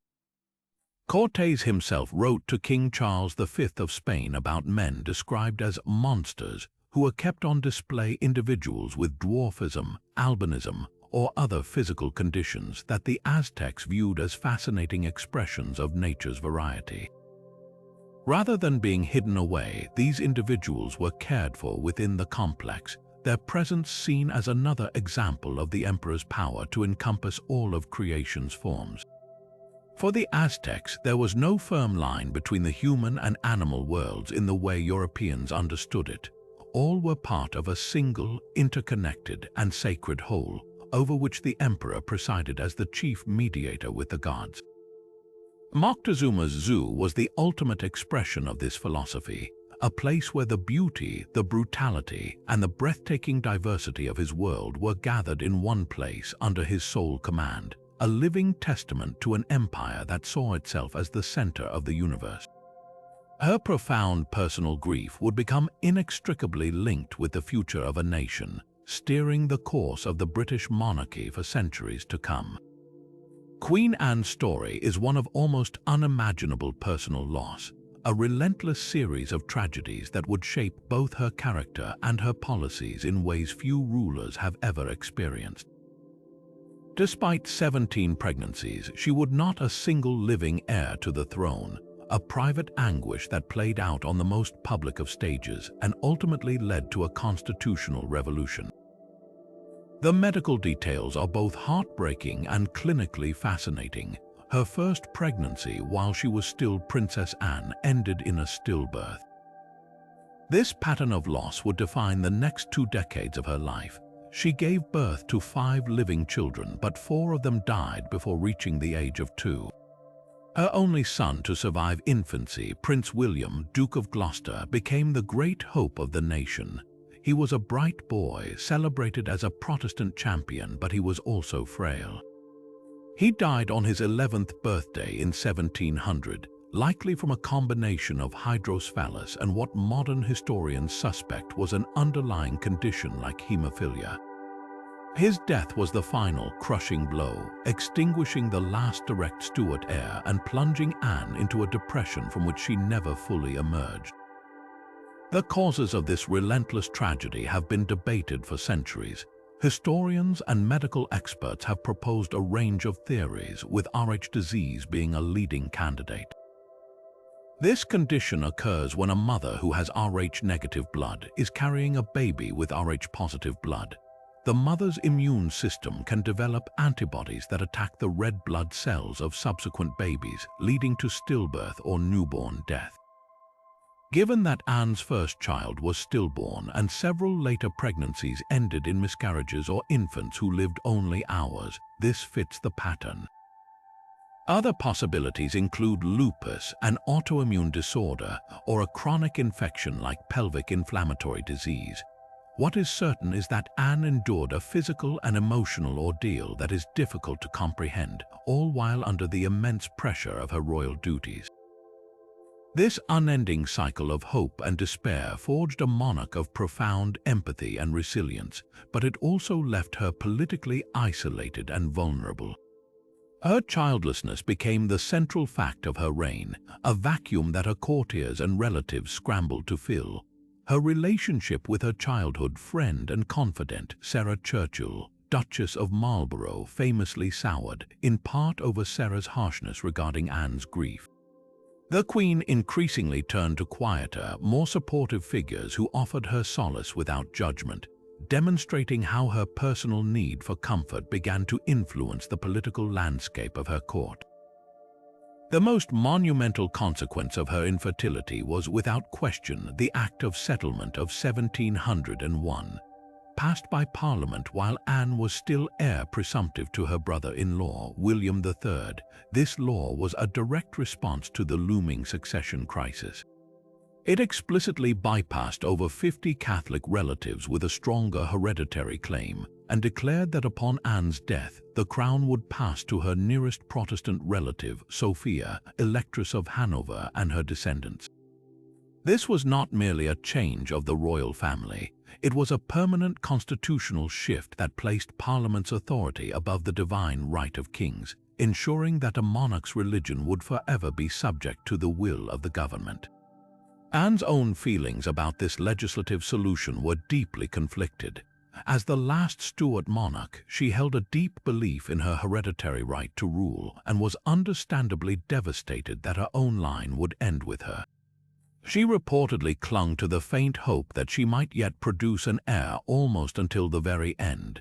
Yet, she was also a devout Anglican who understood the necessity of securing a Protestant succession to prevent a return to Catholic absolutism. This internal conflict between her personal maternal desires and her duty to the nation defined her reign. She approved the act that would disinherit her own bloodline, a decision that must have been agonizing, all for the stability of the country she loved. Her reign, though shadowed by this personal sorrow, was far from inactive. The War of the Spanish Succession, led by her brilliant general, the Duke of Marlborough, resulted in famous victories like Blenheim and cemented Britain's place as a major European power. The Act of Union in 1707 joined England and Scotland into a single sovereign state, Great Britain, a monumental political achievement that endures to this day. It is a poignant irony that the Queen, who could not secure her own lineage, was so instrumental in forging the modern British state. Her personal tragedy became the nation's stabilizing force, a sacrifice that ensured a peaceful transition of power and a Protestant monarchy, setting the stage for the Hanoverian Georges and the long era of constitutional rule that followed. Her body may have failed to produce an heir, but her reign gave birth to a new Great Britain. Yet where Queen Anne's legacy was one of sorrowful but necessary transition, our next story hurtles us back to the chaotic and flamboyant final days of the Julio-Claudian dynasty in ancient Rome, to a ruler whose name has become synonymous with decadence and madness, Nero.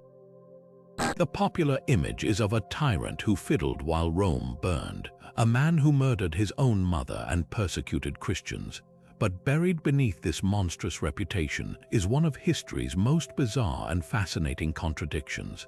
An emperor who harbored an all-consuming, desperate, and ultimately delusional passion to be recognized not as a ruler of men, but as a world-renowned artist.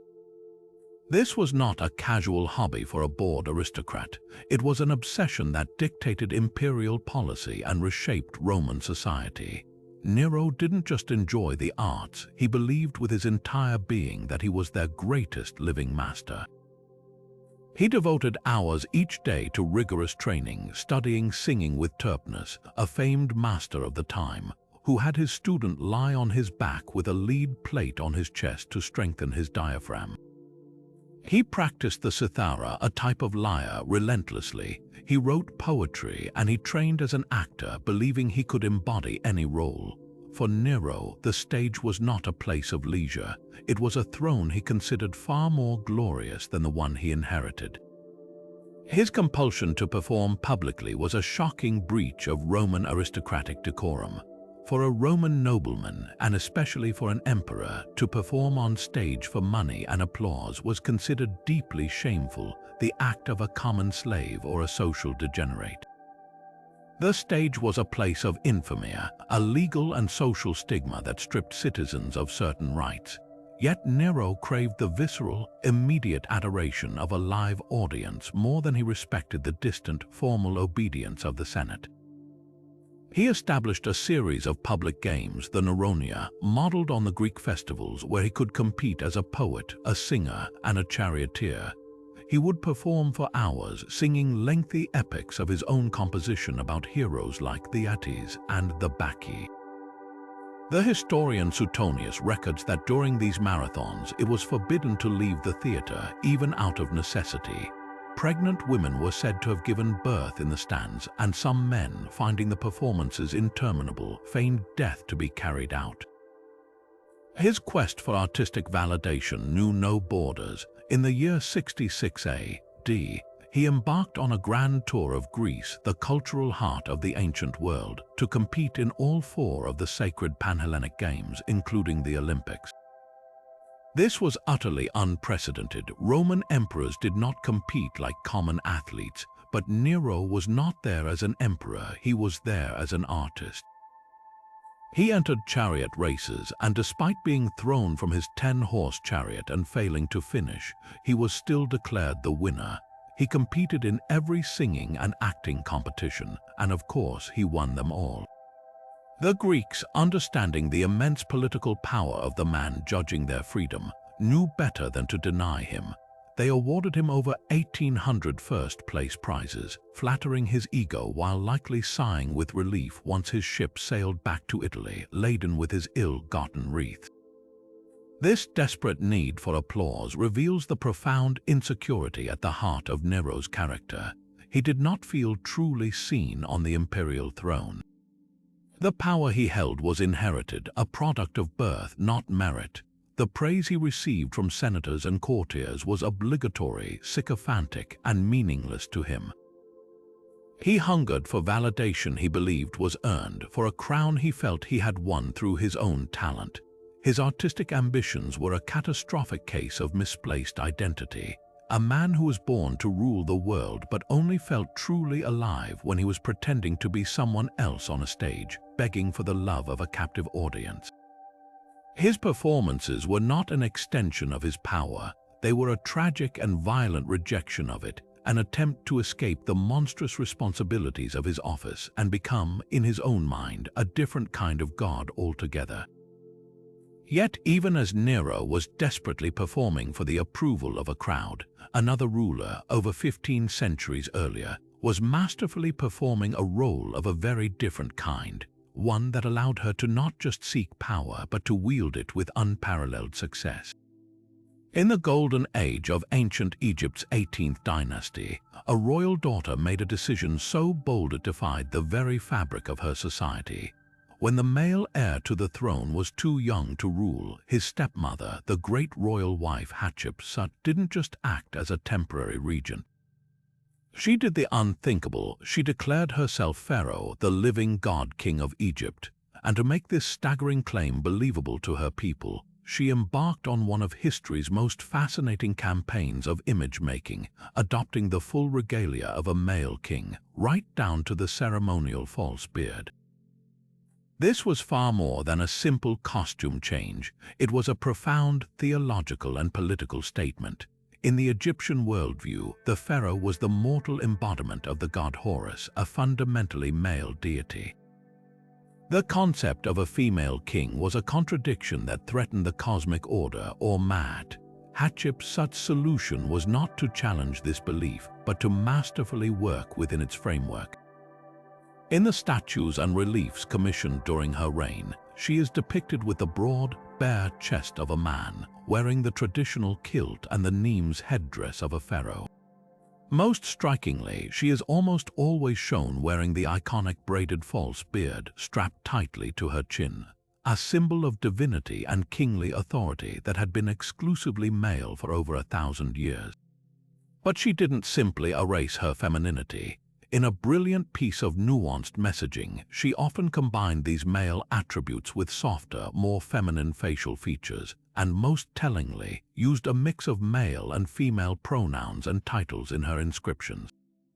She referred to herself as the son of Ra, but also as daughter of Ammon. Her most common title was King of Upper and Lower Egypt, but she was also God's wife of Ammon, a powerful priestly role reserved for women. This was a carefully crafted dual identity. She was presenting herself as the Ka, or the divine spirit, of a male king, while still acknowledging her biological reality. She was both and neither, a unique creation that satisfied the gods and reassured her people that the natural order remained intact. Her success in this audacious endeavor was proven not by the symbols she wore, but by the monumental achievements of her 22-year reign, a period of unprecedented peace and prosperity. While her predecessors and successors were often focused on military conquest, Hatshepsut's legacy was built on diplomacy, trade, and architectural splendor. Her most famous venture was a legendary trading expedition to the faraway land of Punt, a place probably located on the coast of modern-day Somalia or Eritrea. This was not a raid, it was a state-sponsored commercial mission of 5 ships sent to establish trade relations and acquire luxury goods that the Egyptian elite craved. The reliefs carved on the walls of her mortuary temple, Deir el-Bahari, depict this incredible journey in vivid detail.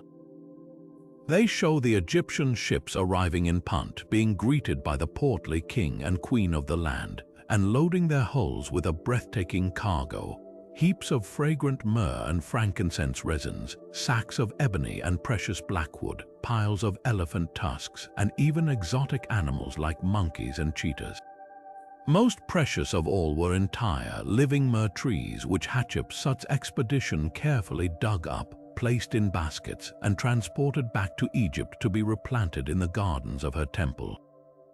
This was an ecological transplant on a grand scale, an attempt to bring the very source of this divine fragrance to Egyptian soil. The success of the Punt expedition brought wealth that had not been seen since the pyramid-building age of the Old Kingdom, financing her ambitious building projects and cementing her reputation as a ruler who provided unimaginable riches for her people. And those building projects were her ultimate argument for legitimacy. Her masterpiece, the magnificent terraced temple of Deir el-Bahari, carved directly into the cliffs on the west bank of the Nile at Thebes, is one of the most stunning architectural achievements of the ancient world. Its elegant, colonnaded terraces rise in perfect harmony with the natural rock face behind it, a testament to a sophisticated aesthetic vision. But this temple, known as Djeser Djeseru, or the Sublime of Sublimes, was far more than a beautiful tomb. It was a massive stone billboard proclaiming her right to rule. Its reliefs did not celebrate battlefield victories. Instead, they meticulously detailed her divine birth, showing the god Amun-Ra himself visiting her mother, Ahmose, and conceiving the future pharaoh. This was her ultimate source of authority, a story set in stone for all eternity. She was not a usurper, but a predestined ruler, chosen by the highest of the gods before she was even born. Hatshepsut's reign stands as a masterclass in the art of political power. She understood that authority is not just taken, it is crafted, narrated, and performed. By adopting the symbols of male kingship, she made her rule palatable. By delivering unparalleled economic prosperity through trade, she made it popular. And by building some of Egypt's most enduring monuments, she made it permanent. She proved that the most effective power is often that which works within a system to ultimately transcend it, leaving behind a legacy so robust that even later attempts to chisel her name and image from history could not erase the profound mark she left on the world. But where the reigns of Hatshepsut and Nero were defined by their grand public spectacles, our next story is one of catastrophic loss, a disaster that unfolded not on a stage but in the treacherous, churning waters of an English estuary, and that would seal the disastrous legacy of a king forever. We now travel to a bleak October day in 1216, to the final, desperate hours of one of England's most reviled monarchs, King John.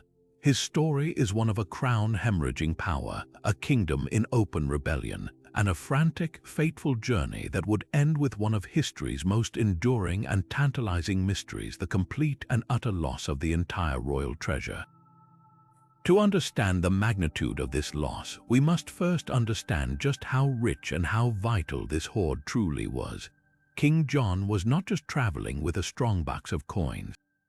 After being forced to sign the Magna Carta by his barons just a year earlier, he had plunged the country into a civil war known as the First Barons' War.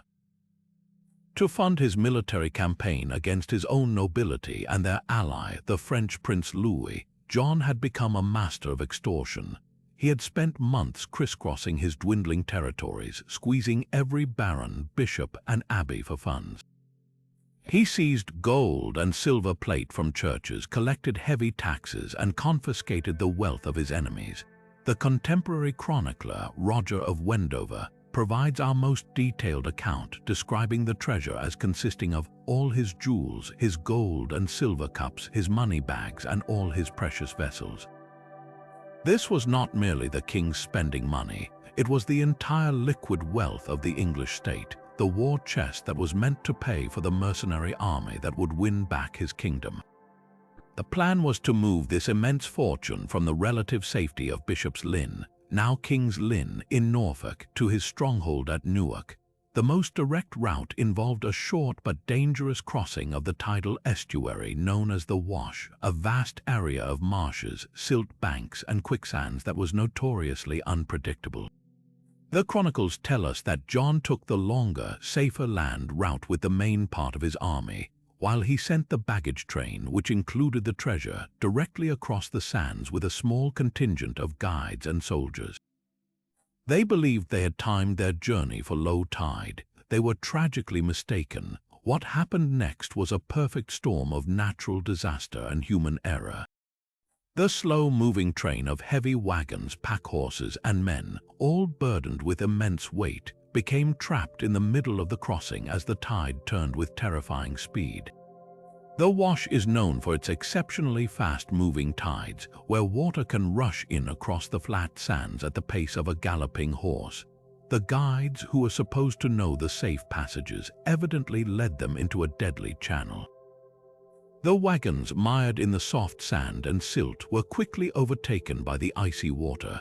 Panic would have been absolute. Men and horses, weighed down by their armor and the heavy sacks of treasure, were dragged under and drowned. The wooden chests, once prized for their security, became coffins for the king's wealth, sinking rapidly into the quicksands and mud, where they were instantly buried and lost forever. The psychological impact on King John was immediate and devastating. Roger of Wendover writes that the king was grievously tormented in his mind upon hearing the news. The loss of the treasure meant the loss of his ability to wage war. His Flemish mercenaries, who were loyal only to his coin, would have immediately deserted him. Within a few days, physically broken and mentally shattered, King John fell ill with dysentery. Some chroniclers even suggest he succumbed to a surfeit of peaches and new cider, but the underlying cause was almost certainly the shock and despair of his catastrophic loss. He died at Newark Castle just 1 week later, leaving a 9-year-old son to inherit a bankrupt kingdom and a crown whose most powerful symbol of authority now lay at the bottom of the sea. For centuries, the mystery of King John's treasure has lured historians and treasure hunters alike. The big question is, what exactly was lost, and could it still be there?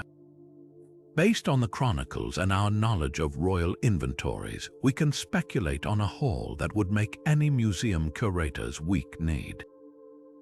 Beyond the vast quantities of silver pennies, potentially hundreds of thousands of them, the real prizes would have been the unique objects, the crown jewels of the early Plantagenets, including perhaps the lost crown of Arthur, a symbolic piece worn by English kings to claim lineage to the legendary hero.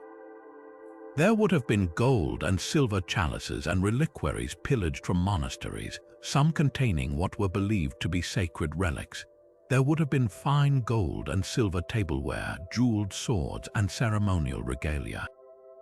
One specific item mentioned in later records is the King's John Cup, a magnificent piece of Byzantine craftsmanship that vanished from history after this event. Modern efforts to find this legendary hoard have been as persistent as they have been futile. The landscape of the Wash has changed dramatically over 800 years due to land reclamation, meaning the disaster site is now likely several miles inland, buried under centuries of silt and agricultural land. This has not stopped the searches. In the 1930s, a workman allegedly discovered a handful of silver pennies from John's reign while digging a ditch, fueling speculation. More recently, teams using advanced technology like magnetometers and ground-penetrating radar have scanned likely areas, but the challenges are immense. The exact location of the crossing is unknown, and the metal chests have likely corroded away, leaving any coins or objects scattered and deeply buried in a vast, uncertain search area. The true legacy of the lost treasure is perhaps not what it was, but what it represents. Its disappearance became the perfect, symbolic capstone to the reign of a king who had lost everything. his continental lands, the loyalty of his barons, and finally, the very wealth that underpinned his power. It transformed John from a merely bad king into a tragically cursed figure in the popular imagination. The treasure itself has taken on a mythical quality, a ghost of English history that lies just out of reach, a permanent reminder that the tides of fortune can turn in an instant, washing away the plans of kings as easily as it washes over the sands. While we often picture Queen Isabella of Castile in a throne room, giving her approval to Christopher Columbus's ambitious voyage, this captures only a fraction of her formidable character. To truly understand her, we must travel to the front lines of the Granada War, to the dust and thunder of a military siege, where Isabella wasn't just a distant financier but a hands-on commander, a logistics master, and a revolutionary in the art of warfare. Her presence was so constant and active that the Moors defending the city of Granada came to know her not as a remote monarch, but as a direct adversary they could see organizing her troops from across the battlefield. Her commitment was absolute. She didn't just send her armies south to reclaim Al-Andalus from the Nasrid dynasty. She led them, establishing a mobile court that moved with the campaign. For nearly a decade, she was a constant presence, often with her children in tow, to demonstrate that the reconquest of Spain was a personal, dynastic, and holy mission. Her most famous moment came during the grueling, months-long siege of Baza in 1489. As the campaign stalled and her commanders grew discouraged, advising a withdrawal for the winter, Isabella overruled them all. She declared she would pawn her own personal jewels, the gold and silver plate from her court, even the treasure from her chapels, to raise the funds needed to see the siege through. This stunning declaration of personal investment rallied her troops and shamed the doubters. The message was clear: failure was not an option for her, and it would not be for them either. The city, inspired by her resolve, eventually surrendered. But her genius was not just in morale, it was in revolutionary military logistics. Understanding that traditional methods of assault were failing against formidable Moorish fortifications, she became an early adopter and patron of the most advanced artillery in Europe. She and King Ferdinand recognized the power of massive bombards, huge, cumbersome cannons that could hurl stone balls weighing hundreds of pounds to smash through ancient walls.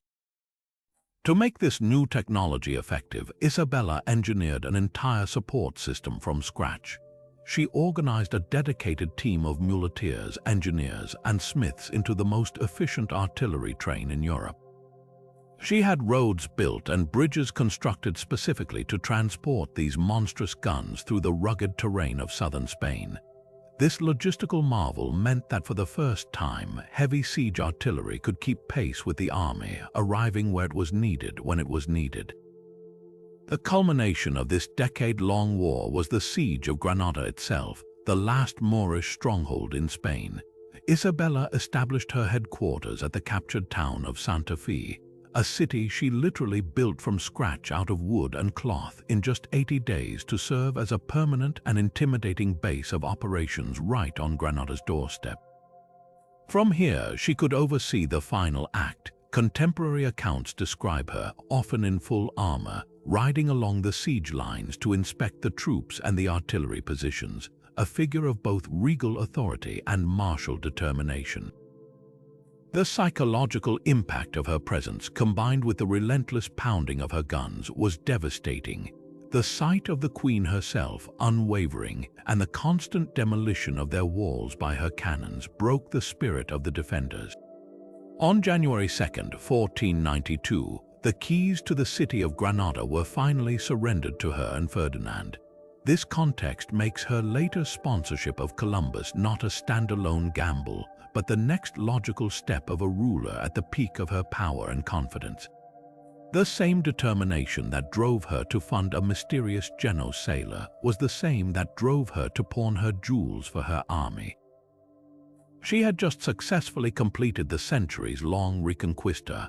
Why not now extend her crusading zeal and search for new worlds, new resources, and new subjects to convert to Christianity? Her military campaign forged the unified Spain that would become a global empire, and it was Isabella, the warrior queen, who provided the iron will and revolutionary vision to make it all happen. And so we see that a queen's determination could reshape a continent, but a king's personal vendetta could lead to one of history's most peculiar and ethically questionable scientific experiments.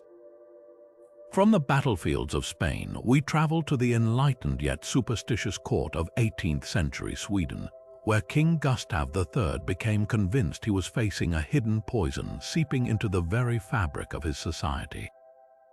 This perceived threat wasn't a political rival or a foreign invader. It was a popular beverage sweeping across Europe, coffee. Gustav's deep-seated paranoia about this new drink would lead him to design a bizarre study using human subjects, an experiment that stands as a strange and early attempt to use controlled conditions to prove a point, utterly blinded by his own powerful bias. King Gustav's aversion to coffee was not entirely his own invention. It was part of a wider European debate.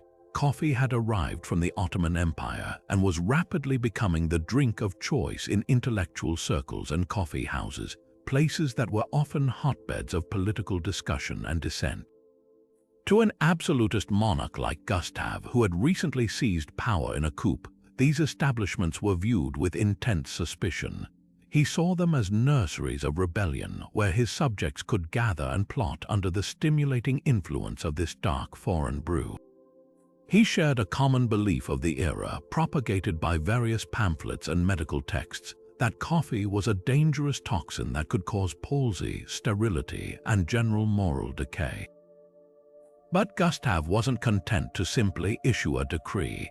He was determined to prove it was poisonous once and for all, using what he believed was irrefutable scientific evidence. His methodology, however, was rooted in sheer royal arrogance rather than scientific integrity. He commuted the death sentences of two identical twins, both convicted murderers, on one extraordinary condition. Instead of execution, they would become human guinea pigs. One twin was ordered to drink 3 pots of coffee every day for the rest of his life, while the other was forced to drink the same amount of tea. Gustav assigned 2 physicians to closely monitor the pair and report back to him, fully expecting to witness the swift physical decline and death of the coffee drinker, thereby justifying a nationwide ban on the beverage. The entire experiment was predicated on his absolute certainty of the outcome. He was not testing a hypothesis, but rather staging a demonstration he believed would confirm his deepest convictions. The results, however, refused to cooperate with the king's expectations. As the years turned into decades, the physicians' reports became increasingly awkward. Neither of the twins showed any immediate signs of illness or poisoning. In fact, they both seemed to be living relatively healthy lives under the circumstances. The tale, perhaps polished by time into a perfect historical anecdote, concludes with the two outliving not only the physicians assigned to watch them, but King Gustav himself, who was assassinated in 1792. According to legend, the tea drinker was the first to die, at what was considered a fairly advanced age for the time, while the coffee drinker lived on for many more years. The experiment designed to condemn coffee had inadvertently suggested it might be perfectly safe, or perhaps even beneficial. The true legacy of Gustav III's coffee experiment lies not in its flawed results, but in what it reveals about the dangerous intersection of power, bias, and pseudoscience. He was not a true scientist seeking truth. He was a monarch seeking validation, using his authority to bend reality to his will. His belief was so unshakable that he saw the twins' survival not as evidence contradicting his theory, but as a temporary anomaly. The story endures because it is a darkly comic and poignant lesson in confirmation bias, the human tendency to interpret information in a way that confirms what we already believe, even when the facts stubbornly point in the opposite direction. Gustav's failed experiment is a reminder that true inquiry requires an open mind, and that the most deeply held convictions can often be the very things that blind us to the truth. While King Gustav was obsessing over coffee and twins, another monarch on the continent was conducting a far more ambitious and ultimately more successful long-term experiment, one that used her own children as the primary instruments of statecraft. We conclude our journey with the formidable Empress Maria Theresa of Austria, a ruler who managed to do the seemingly impossible. She was both the heart of a sprawling, affectionate family and the brilliant strategist who used that family to weave a web of alliances across Europe. In an age where royal children were often seen as little more than political capital, Maria Theresa somehow balanced cold-headed diplomacy with a genuinely warm and often anxious maternal love. Her fertility was nothing short of a dynastic miracle and a cornerstone of her power. She gave birth to 16 children, 11 daughters and 5 sons over the course of 20 years. While the high infant mortality of the era meant not all would survive to adulthood, a remarkable number did, providing her with an unprecedented number of pieces to move across the chessboard of European politics. This was not an accident. It was a core part of her strategy to secure the fragile future of the House of Habsburg. Surrounded by rivals like Prussia's Frederick the Great, who had seized the prosperous province of Silesia from her, Maria Theresa decided that if she could not always defeat her enemies on the battlefield, she would envelop them through marriage, using her children to create a continent-wide network of loyal, or at least pacified, relatives. This grand strategy became known as the matrimonial policy of the Habsburgs, and Maria Theresa was its master architect. She meticulously arranged marriages that would neutralize threats and bolster Austrian influence. Her daughter Maria Amalia was married to the Duke of Parma, securing a foothold in Italy. Another daughter, Maria Carolina, was wed to King Ferdinand IV of Naples, effectively putting an Austrian archduchess on the throne of a rival kingdom and giving Vienna significant influence over southern Italian affairs. Perhaps her most strategically satisfying match was that of her son Leopold to the Spanish Infanta Maria Luisa, further cementing ties with another major European power. Each wedding was a calculated move, a human treaty signed not with ink but with vows. Yet, the most famous of these arrangements was also the most fateful: the marriage of her youngest daughter, the beautiful and vivacious Maria Antoinette, to the Dauphin of France, the future King Louis XVI.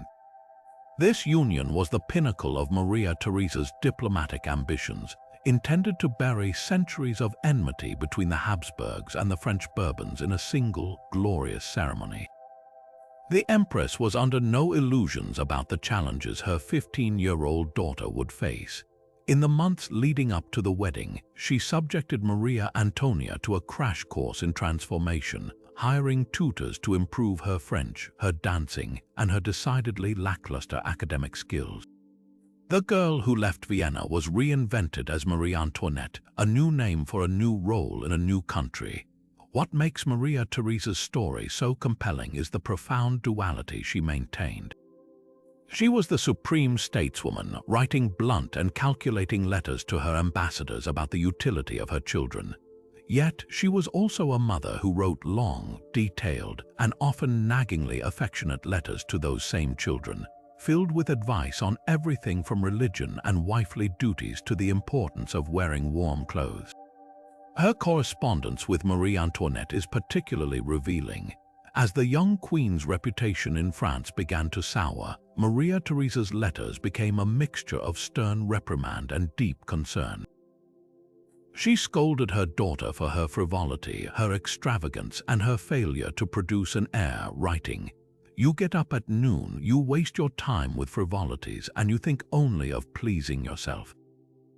But beneath the criticism was a palpable fear for a daughter she knew was in over her head, a child she had sent into a gilded cage that was now showing its teeth. This tension between the ruler and the mother created a heartbreaking legacy. Maria Theresa's brilliant matrimonial strategy secured the Habsburg line and brought temporary peace to Europe, but it came at a tremendous personal cost. She outlived several of her children, and the ones who survived were scattered across the continent, often lonely and struggling in the courts where she had placed them.